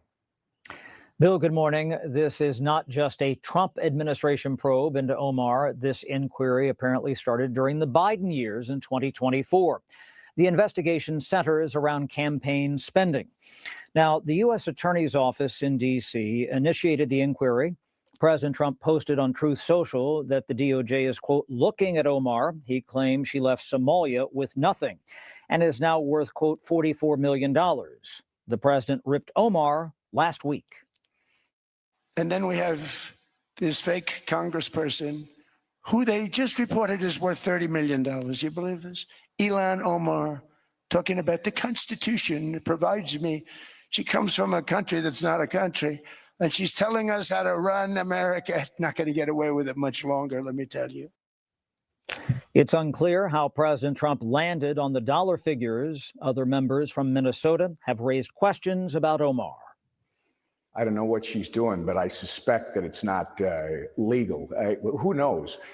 You don't see that kind of change. I mean, she reported on her disclosures around here about a $65,000 net worth just a couple of years back. So Jamie Comer and the Oversight Committee are investigating this and looking into this, and this needs to be exposed. Now, James Comer questions how Omar's husband built his wealth. He wants an investigation. Omar says she did nothing wrong. They have been doing these sort of weird ethics investigations. None of them have yielded anything because I have been as transparent as I can be. Omar wrote on social media that the president's support was collapsing. She said he was, quote, panicking and deflecting from your failures. Now, Omar holds a town meeting today in Minneapolis. Omar has made controversial remarks about Israel and 9/11. Bill? All right. What do y'all think? Put a 1 in the chat if you think she's guilty of fraud. Put a 1 in the chat if you think Omar and her husband President Trump saying the Justice are guilty Department of is now fraud. investigating Now the you got to finance. put this together with the other report that I showed you, that great report that he did, that we exposed that the that's and then the whole reason we start talking about Venezuela is that because I wanted to point out the fact is Biden is the one who started the Venezuela campaign, and Biden is the one who started the Ilhan Omar campaign. Right? Under Biden administration, Justice Department began examining Ilhan Omar finances. The inquiry initiated by U.S. Attorney Office in Washington appears to have stalled for lack of evidence. You can't make this up. This is, again, when I talk about Trump wiping ass. Shout out to my brother, Alonzo Hall. Alonzo Hall has this saying. It's like a military saying, right? About wipe ass every day. You know what I'm saying? And what you see with the Venezuela situation, what you see with the acquisition of Greenland, a lot of presidents since we acquired Alaska and Arctic security been at the forefront of geopolitical debate in America for over 100 years. You see Trump performing a military old antics about wipe ass, right? When you talk about the deportation orders and individuals who have been given the order to deport and have not deported, it is Trump wiping the ass again of the Democrats who opened up the border, gave these individuals deport. Do you guys understand that the deportation orders came from Biden? Like these lists that we have that ICE is operating with got it for Biden? Does everybody understand that? Like, put a 1 in the chat if you think she's guilty. Put a 1 in the chat. Some of y'all are new here. I see the numbers. I'm not going to hold you. You know what I'm saying? A lot of people be holding people, man. I'm not going to hold you. Some of y'all is new here. For those of you who are new here, watch this. So those of you who are new here, you may have came in when we talked about Maduro and our new concept that was created here in the Perfect Timing podcast, because my chat member said Maduro probably called Trump to get him out. And then we talked about Maria, the Nobel Prize winner, and the CIA actually got her out. So it's plausible that Maduro was got out. It's plausible that Maduro was got out because they got out Maria. The reason I brought up Maria and the fact that Maria told us that Venezuela was already lost to Hezbollah and ISIS is because Maria won the Nobel Peace Prize, but also Maria gave her Nobel Peace Prize to Trump. Maria was an opposition leader in Venezuela and Maduro was trying to kill her. The CIA snuck her out. How many people knew this? I know you saw the video because it was left-wing fodder. When Maria gave the Nobel Peace Prize to Trump, everybody on the left made a joke about it. Why would you accept her Nobel Peace Prize? The left did not interview Maria because they don't want her to talk about the truth about Venezuela. But they asked Trump, why did you accept the Nobel Peace Prize? Listen to this. Watch this. We're talking about Ilhan Omar. Is Ilhan Omar guilty of the $30 million fraud? And now we hear the investigation. Let me give you some background into the investigation for everybody new here. I just investigated Ilhan Omar's official financial disclosures, and what I found was so dark and criminal. I don't know how she gets out of this without going to jail. Have a look at this. Here's Ilhan Omar's financial disclosure from the Congressional Record, year 2023. I want to bring your attention to this company right down here, Est Crew LLC. This is a winery in Santa Rosa, California. It's not doing that well. The total value of the winery is listed at $15,000, and Ilhan Omar's barely making any money off of it at all. Hardly enough to pay a parking ticket. Okay, That's fine. Nothing really mysterious there. Businesses fail all the time. But go ahead and look at her filing for 2024, and you'll find that Est Crew Winery, the same company in the same location, is now worth $5 million. That's incredible, up from $15,000. And now Ilhan Omar's making enough to pay rent. So this must be one of the most successful companies ever. Let's go ahead and check in on this winery. You know, maybe we could buy some wine. I like wine. Why not? Let's see if we can buy some Est Crew Winery. Here's Est Crew's social media Facebook page. You'll see here that the last post, oh no, was in 2023. Wasn't this the year that they were supposed to, go really big and make Ilhan Omar millions of dollars? Same thing on their Instagram, and they don't have an X. So let's go ahead and check their official website. What is Est Crew? We are winemakers and memory curators. Okay, Est Crew Winery has a bunch of brands that's led by these people, creators of eye-catching. Erica Stancliffe and Paul Muniz, blockchain, and it says here that they have growers in Lodi, Clarksburg, Sonoma County, Central Coast, and even is a Sacramento-based wine company. I live in Sacramento. Perfect Time Podcast is based in Sacramento. I never heard of this. I never heard of this place. Labels. So I'm sure I can go and get some of their wine, right? Well, they don't have any activities here. So maybe I could just go to their location and buy some of their wines, or maybe give them a call. Let's try and go to their location here. This is the Google Street View of Est Crew Winery, and what you'll find here is an empty parking lot. Doesn't actually look like an operational business. Certainly isn't the same name. So, okay, let's go ahead and give them a call. See if maybe they pick up. Let's go ahead and call the number on the webpage. Let's go ahead and give them a call and find out. 707 is the area code. So hook your mind to Bay Area mode. I've done this like 20 times today. Okay, so that didn't work. Is there any wine in this wine company? Is there anything about wine? Because I see like stuff about events, but like, what is this exactly? Aren't you supposed to sell wine at your wine company? Yes. Where are your wines? Oh, there are no wines. You want to know why? Because this is a fake company. Rep. Ilhan Omar's husband accused of swindling investors in their California winery. They stole millions from cannabis growers. You can see here's the lawsuit right here. Swindling investors. Rep. Ilhan Omar husband accused of swindling investors in their California winery. Tim Minette and his business partner Will Heller denied defrauding the investor, while another company they started owes $1.2 million to cannabis growers in South Dakota. In their California winery, they stole millions from cannabis growers. You can see here's the lawsuit right here, saying that Tim Minette, who's Ilhan Omar's third husband, no relation, swindled his investors and defrauded them. How did Minette get this relationship? Well, the current Attorney General of Minnesota, Keith Ellison, used to work for him. Isn't that curious? Keith Ellison, the same guy who refuses to look into any of the Somali fraud.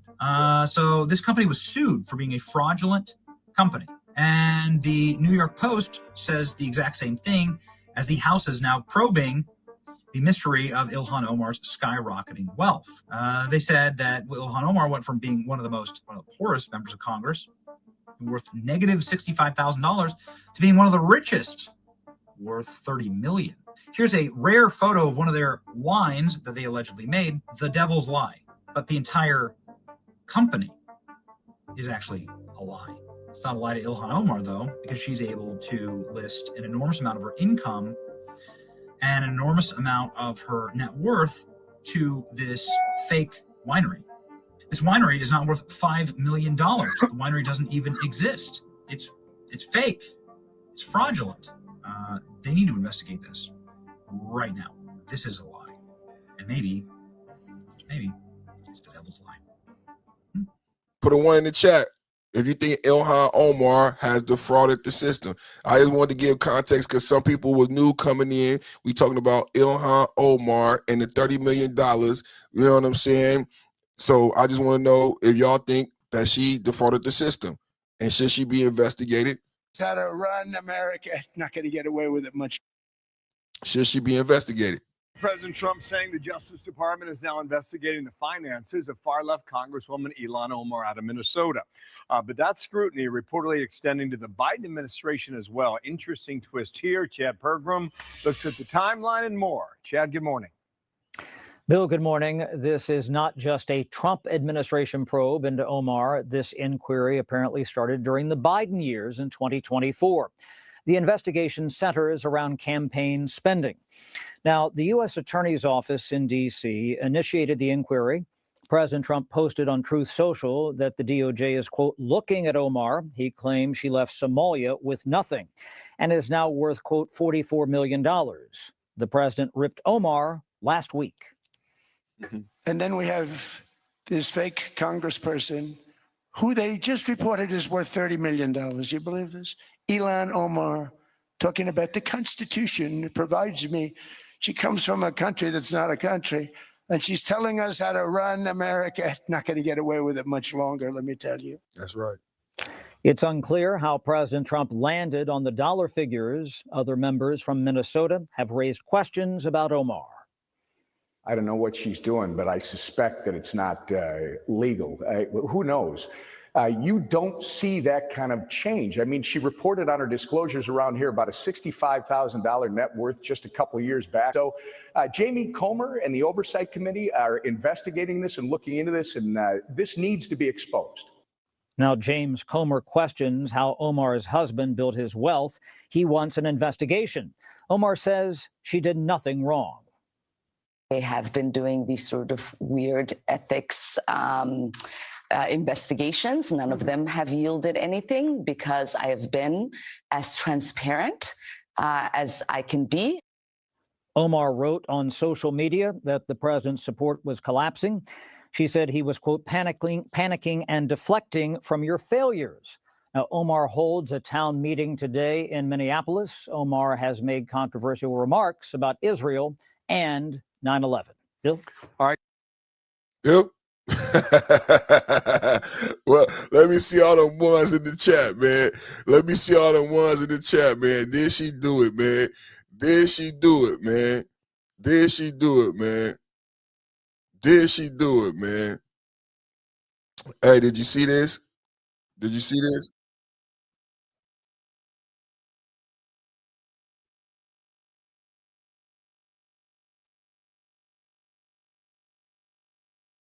Wheel, while at the same time he's also producing the very vengeance that's going to cause people to attack us in the future.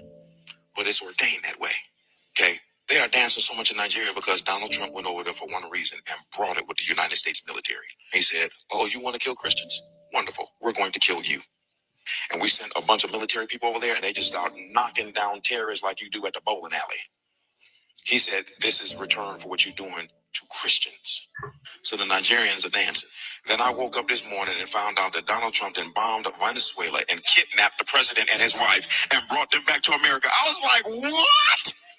Do you realize how crazy this is? Your president said, y'all won't stop with the drugs over here. And I have known for decades, he gave him a chance. He said, okay, stop. We first gonna start bombing your boats. How many know for the last few weeks, our military have been bombing all the boats bringing drugs to America, killing your kids. They want evil in this country. They want drugs to keep it systematic. Never mind. They said we have overwhelming evidence that the president of Venezuela was in cahoots with the drug dealers, pouring drugs into America. That is not something that you do. Is you break into another country, bomb the man's home, and you take the president and his wife of Venezuela and then put them on a helicopter and bring them back to Brooklyn. This is crazy. But guess who's rejoicing? You want to know who's rejoicing? The Venezuelans. So that should tell you something. Why is it every time, all the people talk about this man, but every time he does something, the people rejoice. And so you're making decisions based on emotions of what you think. You're not making decisions based on how God uses men. When you see how God is using this man, he fits so easily into scripture when God gets ready to judge evil. And the men that he always uses to judge evil are always crazy. I want to publicly repent for all the stuff that I said about Donald Trump, because after watching this video, I believe this pastor is right. Don't say anything negative about the president. Just pray for him. Because God is using that man outside your understanding. You can only understand Donald Trump if you read. I just want to share that with you real quick. Just some more good motivation. We be doing some good motivation around here, man. You know, share that good motivation, man. Good conservative. I got some more for you. Agree. Everybody agree. Everybody. Some people. I just showed that because we was talking about Venezuela, and I know a lot of people didn't understand. You know what else people didn't understand? To that point, Iran. When Trump dropped those 2 bombs, the largest bombs under a nuclear bomb on Iran, the nuclear facility, Trump lost a lot of support. So much has happened in 1 year of a second term. The one big beautiful bill. You know, the other day, I had a queued up. President Trump got the last hostage. Now the last hostage. Oh man, it's sad. The last hostages weren't even alive. How many people knew that? So they were still fighting to get the last hostages. The last hostages weren't even alive, brothers and sisters. Trump, in his second term, now this conflict broke out under Biden and Kamala. The Ukraine conflict broke out under Biden. No peace talks, no trial, nothing happened. Biden didn't try at all to stop the death. Biden didn't do shit. People are judging the peace process, but Biden didn't do shit. I've been talking about so many wins and positive things that the president has done. I didn't even get to this story, and I just want to say God bless those people. And that was a horrible event, and I'm happy that we're going to get to a peace agreement. I don't think we would be there without Trump. I don't think all of the hostages would be home. And the other day, the story I was going to report is the very last hostage was returned, and it wasn't a person. It was the remains. It was the remains. The remains of the very last hostage was returned under Trump. So we have a peace process that's moving forward in Gaza. We have a peace process that's moving forward, trilateral talks in the Ukraine. We have NATO and France getting in our way. Us on this channel, if you're new here, you may be surprised about some of our topics, but us on this channel, we really kicked NATO's ass. When NATO was talking, we showed the American people the truth about how NATO feels about the American people. And I think the American people, like a lot of things, like Nancy Pelosi not running again, Nancy Pelosi quitting a year early, because here we talked about Nancy Pelosi being worth $400 million. So if we investigate Ilhan Omar, shouldn't we investigate Pelosi? Pelosi beat the S&P 500 by 15%. I played a video where Donald Trump said, how did she be so good? Donald Trump said, yeah, we should investigate Pelosi because no one is that good. No one is that good.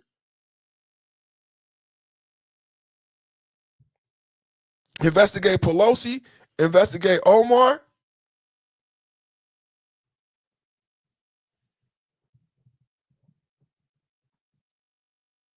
We talked about how NATO, Macron, and I said, I get it.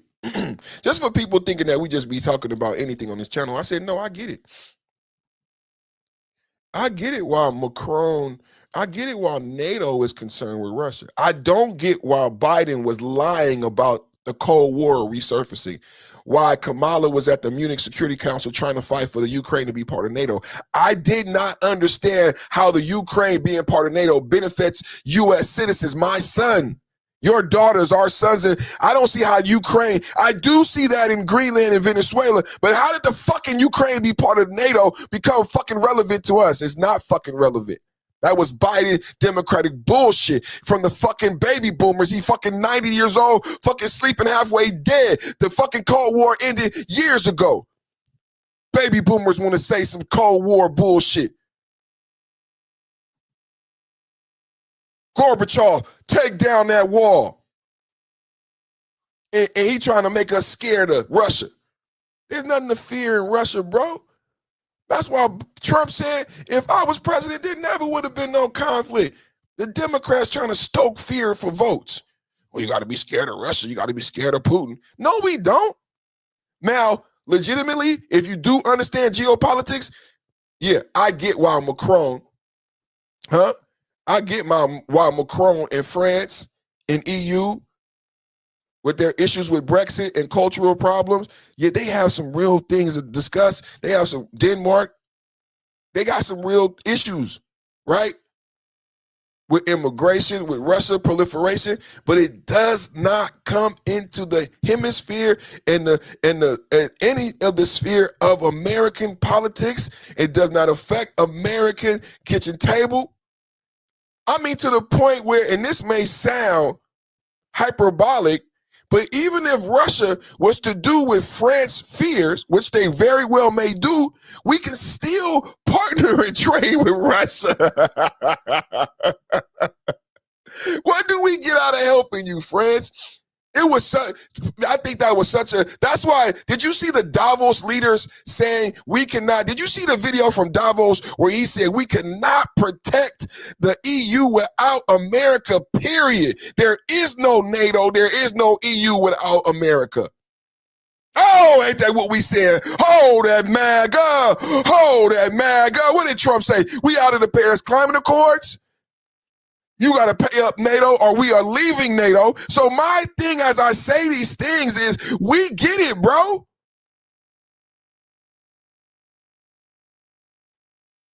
So it's not, you know, some people be ignorant and just be blind because it's not I'm party blind. No, I get why Macron may be concerned with Putin getting more power and resource. I get why fucking Denmark and the EU would be concerned with America getting more resources in Venezuela. I get why NATO is pissed. NATO is pissed because just like in The Godfather, you got to share. You had all those politicians in your back pocket. And so they tried to kill him. When he wouldn't share the politicians. We got to be careful with NATO. Because we thought NATO was our friend. The Godfather thought the council and the commission was his friends, and they turned a blind eye while he was when they tried to murder and take out his whole family, his whole family, his whole family. Y'all pay attention, his whole family. NATO was supposed to be our brothers and sisters. We protect them. They admitted in Davos, there is no NATO, there is no EU without America. But when it came to Greenland, they put soldiers and boots on the ground in like a matter of hours. They were fuck you.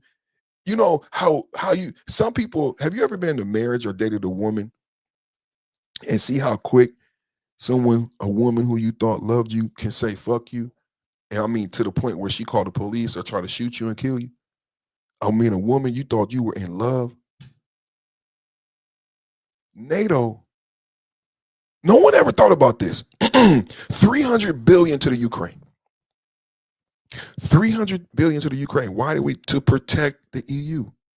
Because there's this Cold War baby boomer ideology that the EU will buffer us. I said there's this Cold War baby boomer ideology that we need the EU.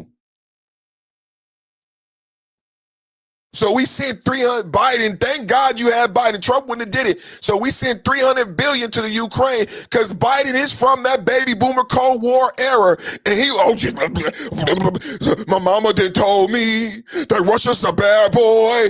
So 300 billion. 300 billion to the Ukraine on this Cold War old school bullshit. That somehow we needed the EU to buffer us. That even if the Russia did the goddamn mollywop on EU, that we wouldn't still be able to be friends with them. We would still be able to be friends with them and trade if they came and took a big dog shit on France. We would still be able to partner with Russia. But they put this bullshit out there that we need to have some type of buffer. And Biden was the one to bite the bait.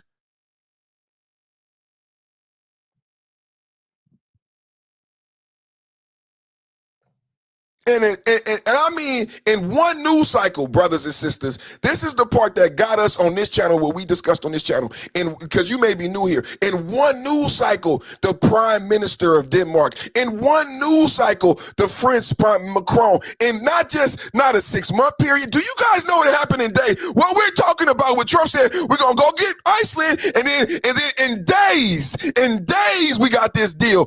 In days, we had these people that we paid $300 billion to protect. We trained the fucking Nazis. We did all this shit for the EU and NATO. Biden put our bitch ass back in the climate accords. All this shit.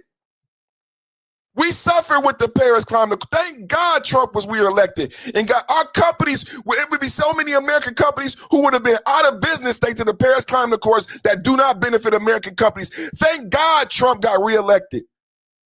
Because the Paris France wouldn't have gave a fuck.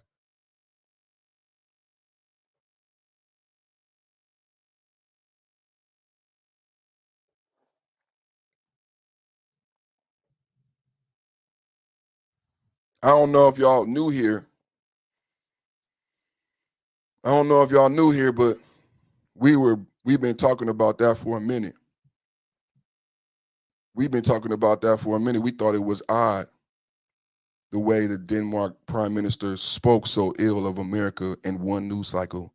It took him hours. It took Macron hours.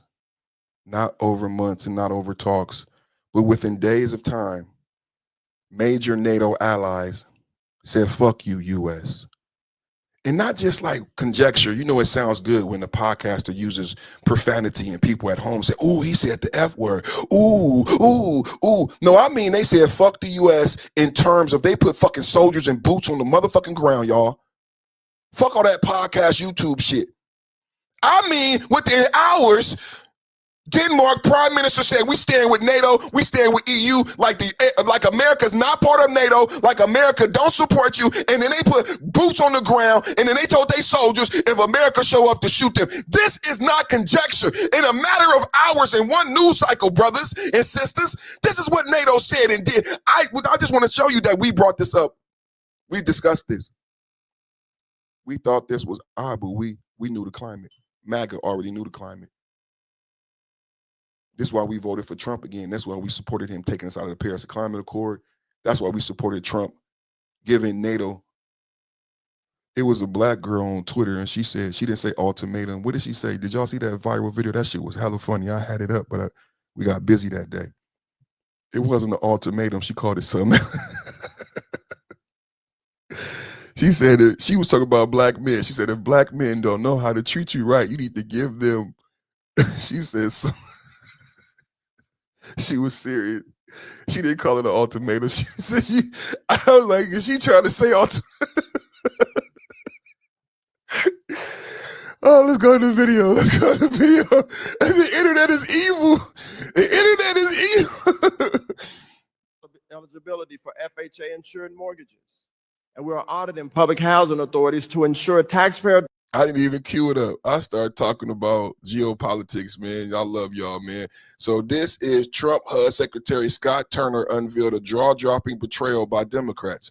Over $5 billion in payment errors, over $50 billion in total rental assistance in 2024 alone. Money went to 30,000 dead people. Government-backed mortgages went to non-citizens. Public housing went to illegal aliens. This is ludicrous. It's ridiculous to even think or talk in such a way. It's a violation of our sacred trust. American taxpayers did not know what was happening and occurring. Thank God for Doge and Donald Trump's presidency. Let's listen. We eliminated non-permanent residence eligibility for FHA insured mortgages. And we're auditing public housing authorities to ensure taxpayer dollars don't support illegal aliens. American dollars should benefit American citizens and American citizens only. Did y'all hear that? He talks so properly. It's kind of it might go through your ears. You know what I'm saying? What he just said was there was a Biden era policy that allowed non-citizens to qualify for HUD loans. You know, like Fannie Mae. You know, like help from the government, like federal money, like taxpayer dollars from me and you to help lower income people from America to buy houses because we want American people to have the American dream. Well, during the Biden era, there was a Biden policy that allowed your money to go to people. Not like, think about what you've learned in conservative media, like Tucker Carlson talking about young white people not being able to get married and not being able to buy homes. But then you learn and find out that there was a preference given to people who were not American. I'm going to play that again. I knew y'all missed that. I'm going to play that again. I knew y'all missed that. I knew because he's such a handsome and he's such an articulate, well-spoken brother. You may not have caught the fact that he didn't say it was illegal, that there was a policy under the Biden administration that allowed these things to be legal, that Trump has now said you can no longer give a HUD or a Fannie Mae loan to someone who is not a citizen. Let's listen closely, please. I love you guys. Non-permanent residence eligibility for FHA insured mortgages. And we're auditing public housing authorities to ensure taxpayer dollars don't support illegal aliens. American dollars should benefit American citizens and American citizens only. Let me say that. Let me start that from the beginning again, because I feel like it wasn't the beginning. Let's say that again. We eliminated non-permanent residence eligibility for FHA insured mortgages. We eliminated non-resident. We eliminated non-resident eligibility. All my MAGA Republicans should be pissed. Are you saying to me, Perfect, that it was legal? That's what you should be saying, whether you're conservative or not. You should be saying, Scooby-Doo. You should, are you saying to me it was legal? It was, because it doesn't make constitutional sense, right? For anybody, even if you're not Republican, because some people come here who are not Republican, who are not Democrat. Even if you're not partisan, it doesn't make, it's not based in constitutionality. You should be like, what do you mean? If they don't have a citizenship or a Social Security or how did they get the loan? A lot of people who have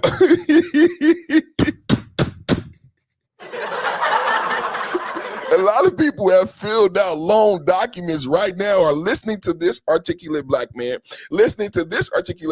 and wondering, how the hell did you fill out loan documents and you didn't have birth certificate, Social Security, ID, because if you're not a red, you gotta blah, blah, blah. I know your brain is saying this to yourself. How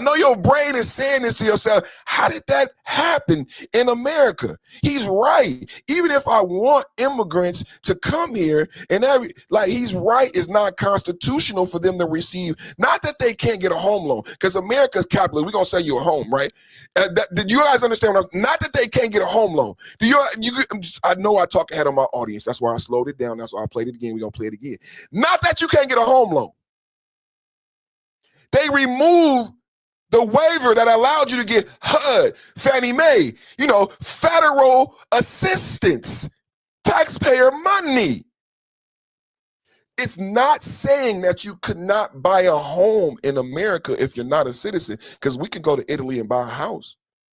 We're not saying that. We just saying that if you come to America and buy a home, you can apply for welfare. Ding, ding, ding, ding, ding, ding. That's what he's saying. If you come to America and you want to buy a home, we welcome you. You're just not going to get welfare. Oh, my God. They hate me. Don't they hate me? They hate me. Let's go. We eliminated non-permanent residence eligibility for FHA insured mortgages. And we're auditing public housing authorities to ensure taxpayer dollars don't support illegal aliens. American dollars should benefit American citizens and American citizens only. By focusing on our core mission, HUD provided a pathway for home ownership and supported housing affordability for more than 1 million Americans through FHA and Ginnie Mae. We also take stewardship very seriously, so we're cracking down on waste and fraud and abuse. Our Office of the Chief Financial Officer uncovered more than $5 billion in potential payment errors, over $50 billion in total rental assistance for the fiscal year 2024. And that includes money that went to nearly 30,000 dead people. That is ludicrous. It's ridiculous to even think or talk in such a way. It's a violation of our sacred trust to American taxpayers, and it has to end, and it will. We eliminated non-permanent residence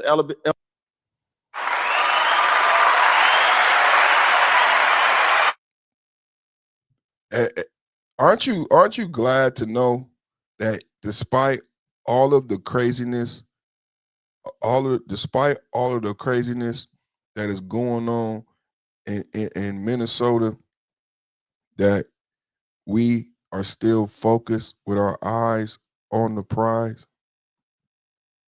We are still focused with our eyes on the prize.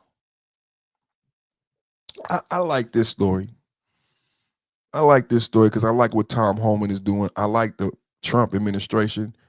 I like pointing out, like we pointed out, Biden is the one who sanctioned Maduro, sanctioned the oil tanker, called Maduro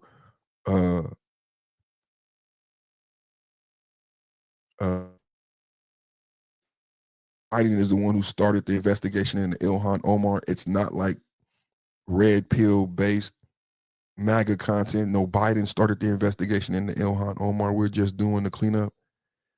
Another fact that was brought out today is that Barack Obama gave Tom Homan has been doing this job. Remember, a lot of people in my chat oftentimes who support me come in and say, Barack Obama deported more people. Barack Obama deported more people.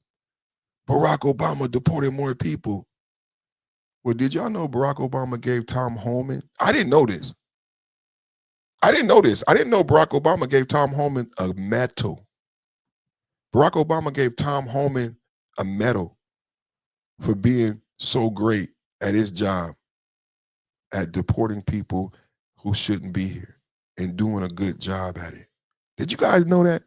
Let me read this. Let me cue it up. Let me cue it. I'm gonna just cue it up.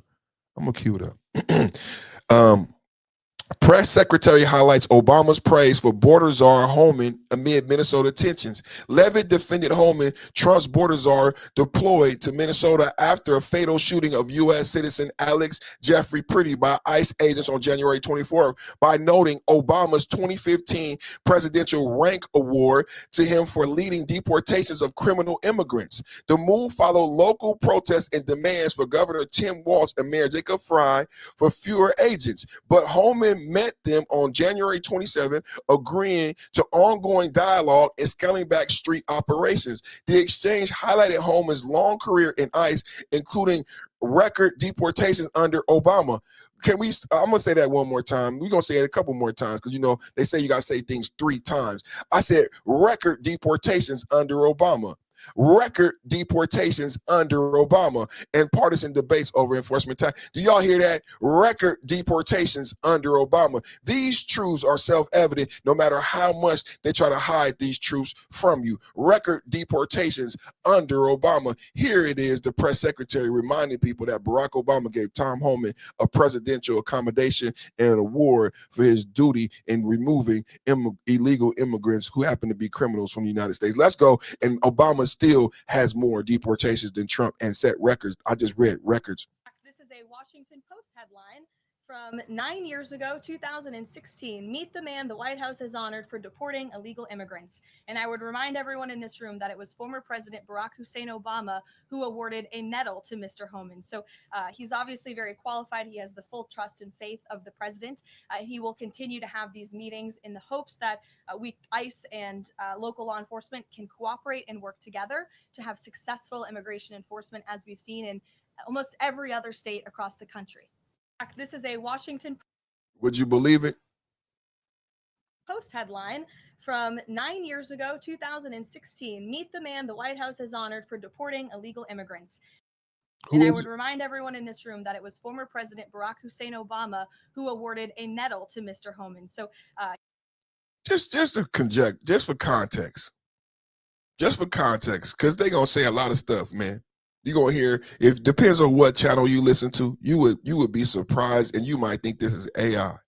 Depending on what channel you watch to get your news, you would think this is AI when we present some of these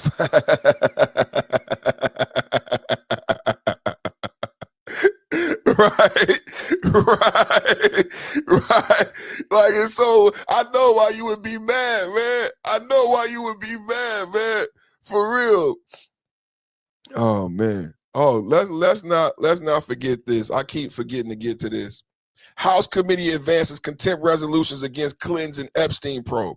On January 21st, Republican-led committee chair Representative James Comer, because y'all keep saying we want the files, right, approved the resolution in the bipartisan vote, with Democrats joining. The subpoenas from last August demand sworn depositions about Epstein's files, his links to figures like Bill Clinton, who took 26 flights on Epstein's jet, and Hillary Clinton's State Department role. Committee members accused the Clintons of stalling despite scheduled efforts, while their lawyers objected to closed-door sessions as politically motivated. These measures now go to the full House, potentially leading to Justice Department referral. Now, Bill Clinton here is replying. He put out a statement about Alex Pretty and Renee Good. Now, in his statement, he doesn't mention Minnesota Ice Watch. You know what he doesn't mention? The fact that he hasn't replied to subpoena. You know what I'm saying? You know what I'm saying? So if everybody at home thinking, well, Bill, don't be mean to Bill. It's only a Bill. Don't be mean to Bill. Well, Bill is the one putting his foot in the water. You know what I'm saying? He could have stayed the fuck quiet, but he gonna send a letter trying to spite Trump, right? Talking about the bullshit going on in Minnesota, Minneapolis. He should have shut the fuck up. If you want to write a letter and say something, now you need to fucking speak to Congress, because Congress been being nice waiting on you, and you ain't said shit to us. Huh? I think that every Republican recognizes that what we issued with the Clintons was a lawful subpoena order to bring the Clintons in, to depose them, and you don't get to determine whether you want to accept a subpoena from Congress or not. You are ordered to accept that subpoena. And listen, we've been working for months with the Clintons on scheduling in good faith to find a time that would work for us, that would work for them. We began this back in August. They've been playing games the whole time, and eventually we said, here's when the subpoena is going to be. It's going to be in January. They didn't show up, and the next step, unfortunately, is contempt of Congress proceedings. I think that every Republican recognizes that what we issued with the Clintons was a lawful subpoena order to bring the Clintons in, to depose them, and you don't get to determine whether you want to accept a subpoena from. Ding, ding, ding, ding, ding, ding, ding, ding. You don't get to determine if and when you want to accept a subpoena, right? You don't get to determine if and when you get to accept a subpoena, right?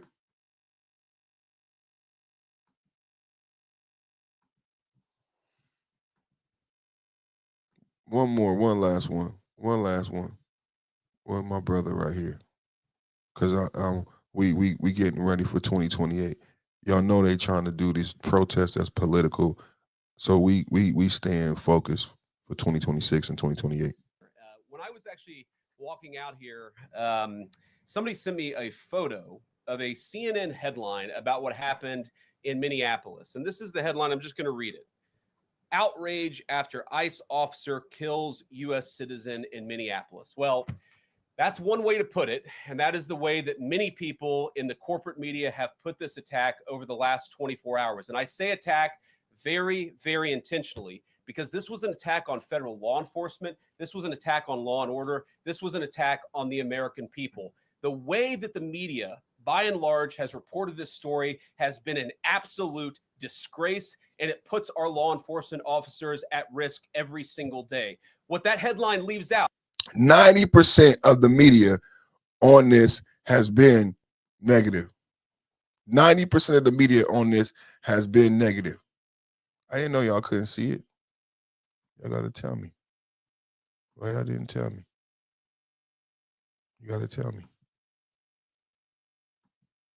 is the fact that that very ICE officer nearly had his life ended, dragged by a car 6 months ago, 33 stitches in his leg. So you think maybe he's a little bit sensitive about somebody ramming him with an automobile. What that headline leaves out is that that woman was there to interfere with a legitimate law enforcement operation in the United States of America. What that headline leaves out is that that woman is part of a broader left-wing network to attack, to dox, to assault, and to make it impossible for our ICE officers to do their job. If the media wants to tell the truth, They ought to tell the truth that a group of left-wing radicals have been working tirelessly, sometimes using domestic terror techniques to try to make it impossible for the President of the United States to do what the American people elected him to do, which is enforce our immigration laws. The President stands with ICE. I stand with ICE. We stand with all of our law enforcement officers. And part of that is recognizing that you people in the media, not everybody in this room, but many people in this room have been lying about this attack. She was trying to ram this guy with her car. He shot back. He defended himself. He's already been seriously wounded in law enforcement operations before. And everybody who's been repeating the lie that this is some innocent woman who was out for a drive in Minneapolis when a law enforcement officer shot at her, you should be ashamed of yourselves. Every single one of you. Questions? You should be ashamed of yourself. You should be ashamed of yourself.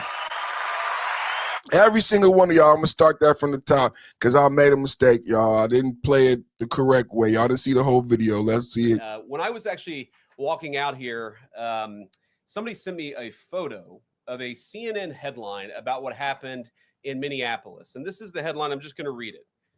Outrage after ICE officer kills U.S. citizen in Minneapolis. Well, that's one way to put it, and that is the way that many people in the corporate media have put this attack over the last 24 hours. And I say attack very, very intentionally because this was an attack on federal law enforcement. This was an attack on law and order. This was an attack on the American people. The way that the media, by and large, has reported this story has been an absolute disgrace, and it puts our law enforcement officers at risk every single day. What that headline leaves out is the fact that that very ICE officer nearly had his life ended, dragged by a car 6 months ago, 33 stitches in his leg. So you think maybe he's a little bit sensitive about somebody ramming him with an automobile. What that headline leaves out is that that woman was there to interfere with a legitimate law enforcement operation in the United States of America. What that headline leaves out is that that woman has... Y'all leaving?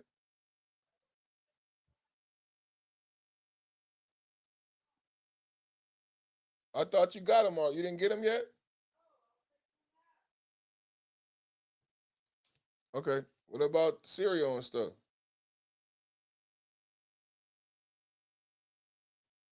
Okay.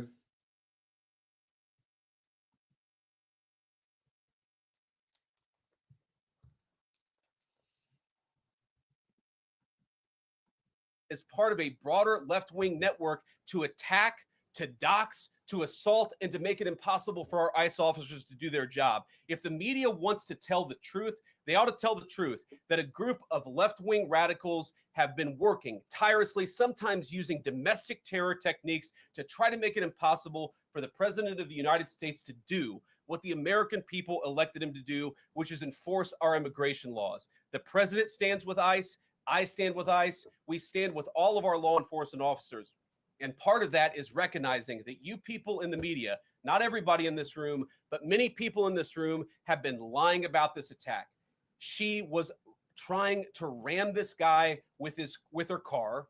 He shot back. He defended himself. He's already been seriously wounded in law enforcement operations before. And everybody who's been repeating the lie that this is some innocent woman who was out for a drive in Minneapolis when a law enforcement officer shot at her, you should be ashamed of yourselves. Every single one of you. Questions? Be ashamed of yourself. You should be ashamed of yourself. Every single one of you. Every single one. I was exposed. She was part of Minnesota ICE Watch. She was a trained agitator, and so was Alex Purdy. Alex Purdy received a signal group chat, same thing that Renee Good received, and they were deployed to be there before ICE to interrupt ICE and block the street. And they both blocked the street, and they both ended up unalive. And they both knew that that could happen because it was in their training manual. They both knew that they could trigger a Leo response. And they could either get charged for injuring, assaulting, or maybe what happened. They knew this per their training. They knew this per their training. He was a nurse, and he responded to a signal group chat. He was a member of Minnesota ICE Watch, which most Minneapolis are now. He responded to Glam Donuts based on a Signal group chat message that read, "Hurry, get there now. We need backup. Burgundy Durango, ICE staging." How did they know this?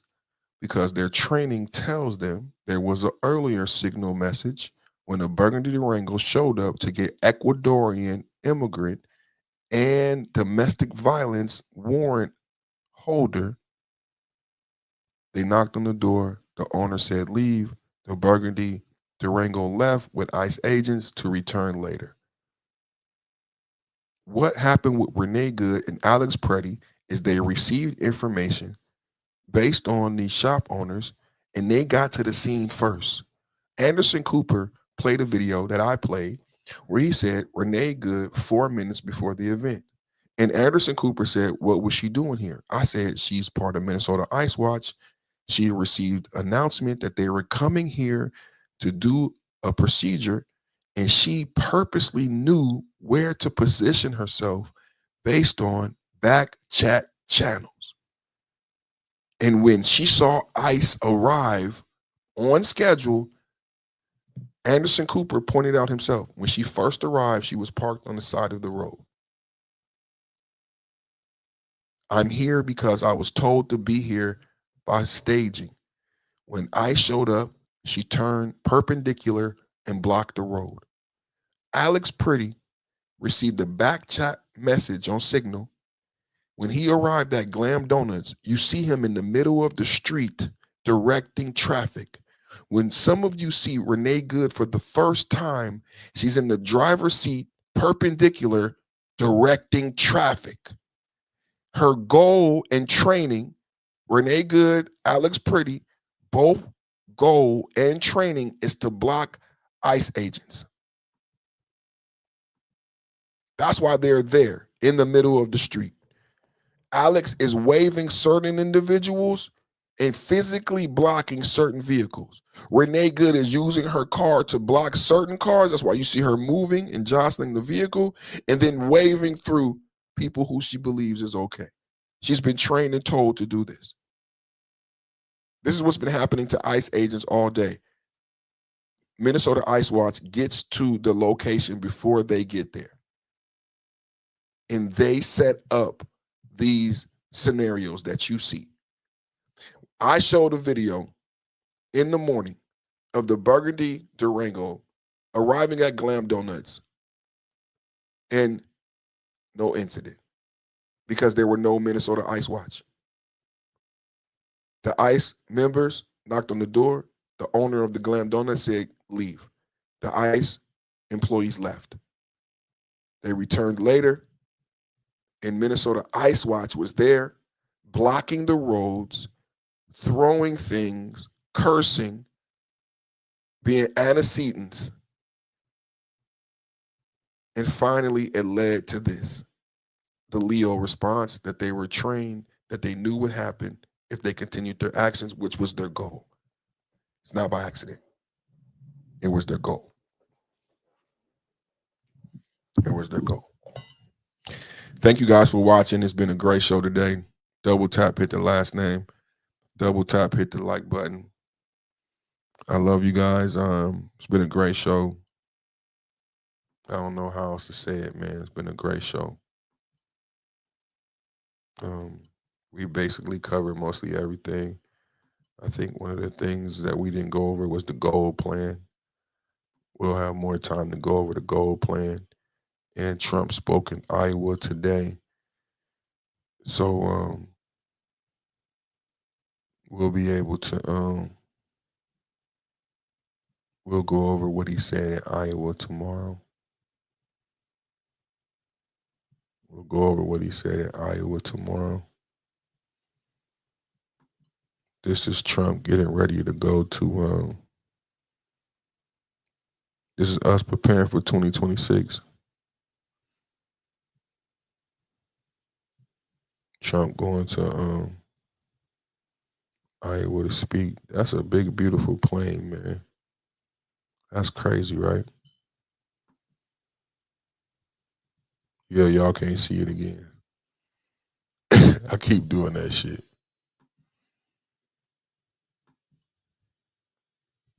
There you go.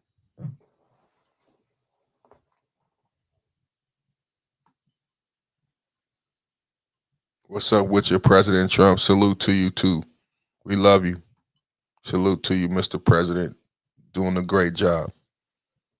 Doing a great job.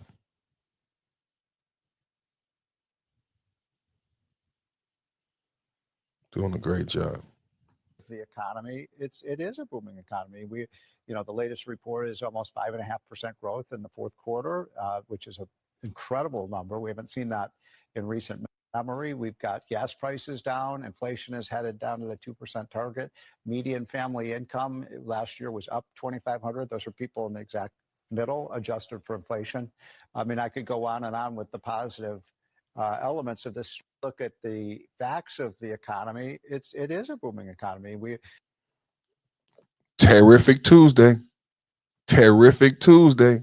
You heard what he said. That's a great way to end the show. I'm going to play it again because I started off today with a terrific Tuesday. The latest report is almost 5.5% growth in the fourth quarter, which is an incredible number. We haven't seen that in recent memory. We've got gas prices down. Inflation is headed down to the 2% target.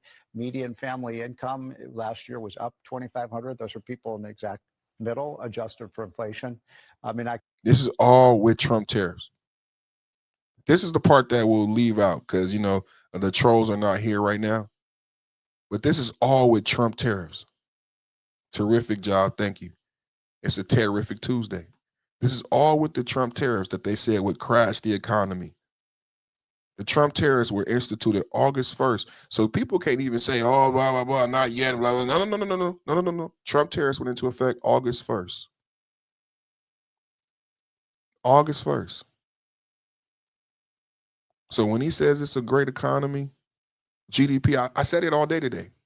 As I went into Terrific Tuesday and I talked about the trade deficit, today, for all the people who are new here, when I started today, what I talked about is the fact is a lot of people listen to liberal media who talk about tariffs in a silo, and they don't never tell you about trade. They talk about tariffs, but they don't never talk about trade and America's trade deficit that we all can agree exists. You know why they don't bring up trade? Because no one can dispute that there is a trade deficit. And you cannot talk about tariffs without talking about trade. But they wanted to demonize tariffs because they didn't want you to deal with trade issues. This is why we talk a lot about geopolitics here, because that is trade. You understand? Addressing the trade deficit and putting America first. And what he is saying is that we have a roaring economy despite or with the Trump tariffs on a Terrific Tuesday. That's a great way to end the show. Do y'all understand? I could go on and on with the positive elements of this. Look at the facts of the economy. It is a booming economy. The latest report is almost 5.5% growth in the fourth quarter, which is an incredible number. We haven't seen that in recent memory. We've got gas prices down. Inflation is headed down to the 2% target. Median family income last year was up $2,500. Those are people in the exact middle, adjusted for inflation. I mean, I could go on and on with the positive elements of this. Look at the facts of the economy. It is a booming economy. Directly affect the medium. That's me and you. He purposely emphasized the fact that the Trump economy is benefiting the medium household.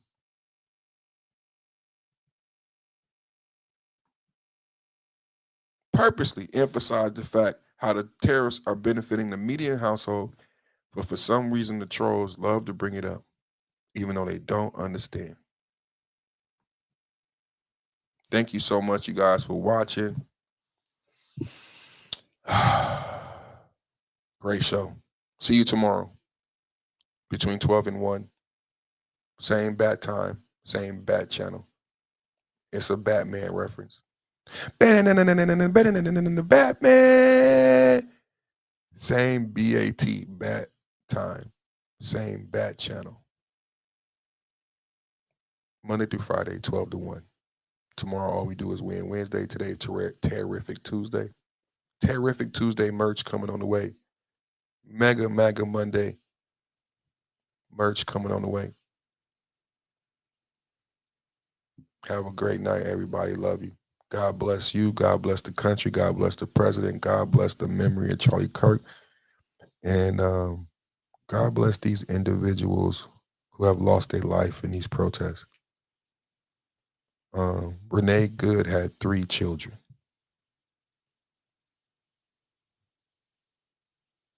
One of the children is an orphan now. God rest her soul, and God bless those children. God bless Charlie Kirk's children who don't have a father now. Y'all have a good night.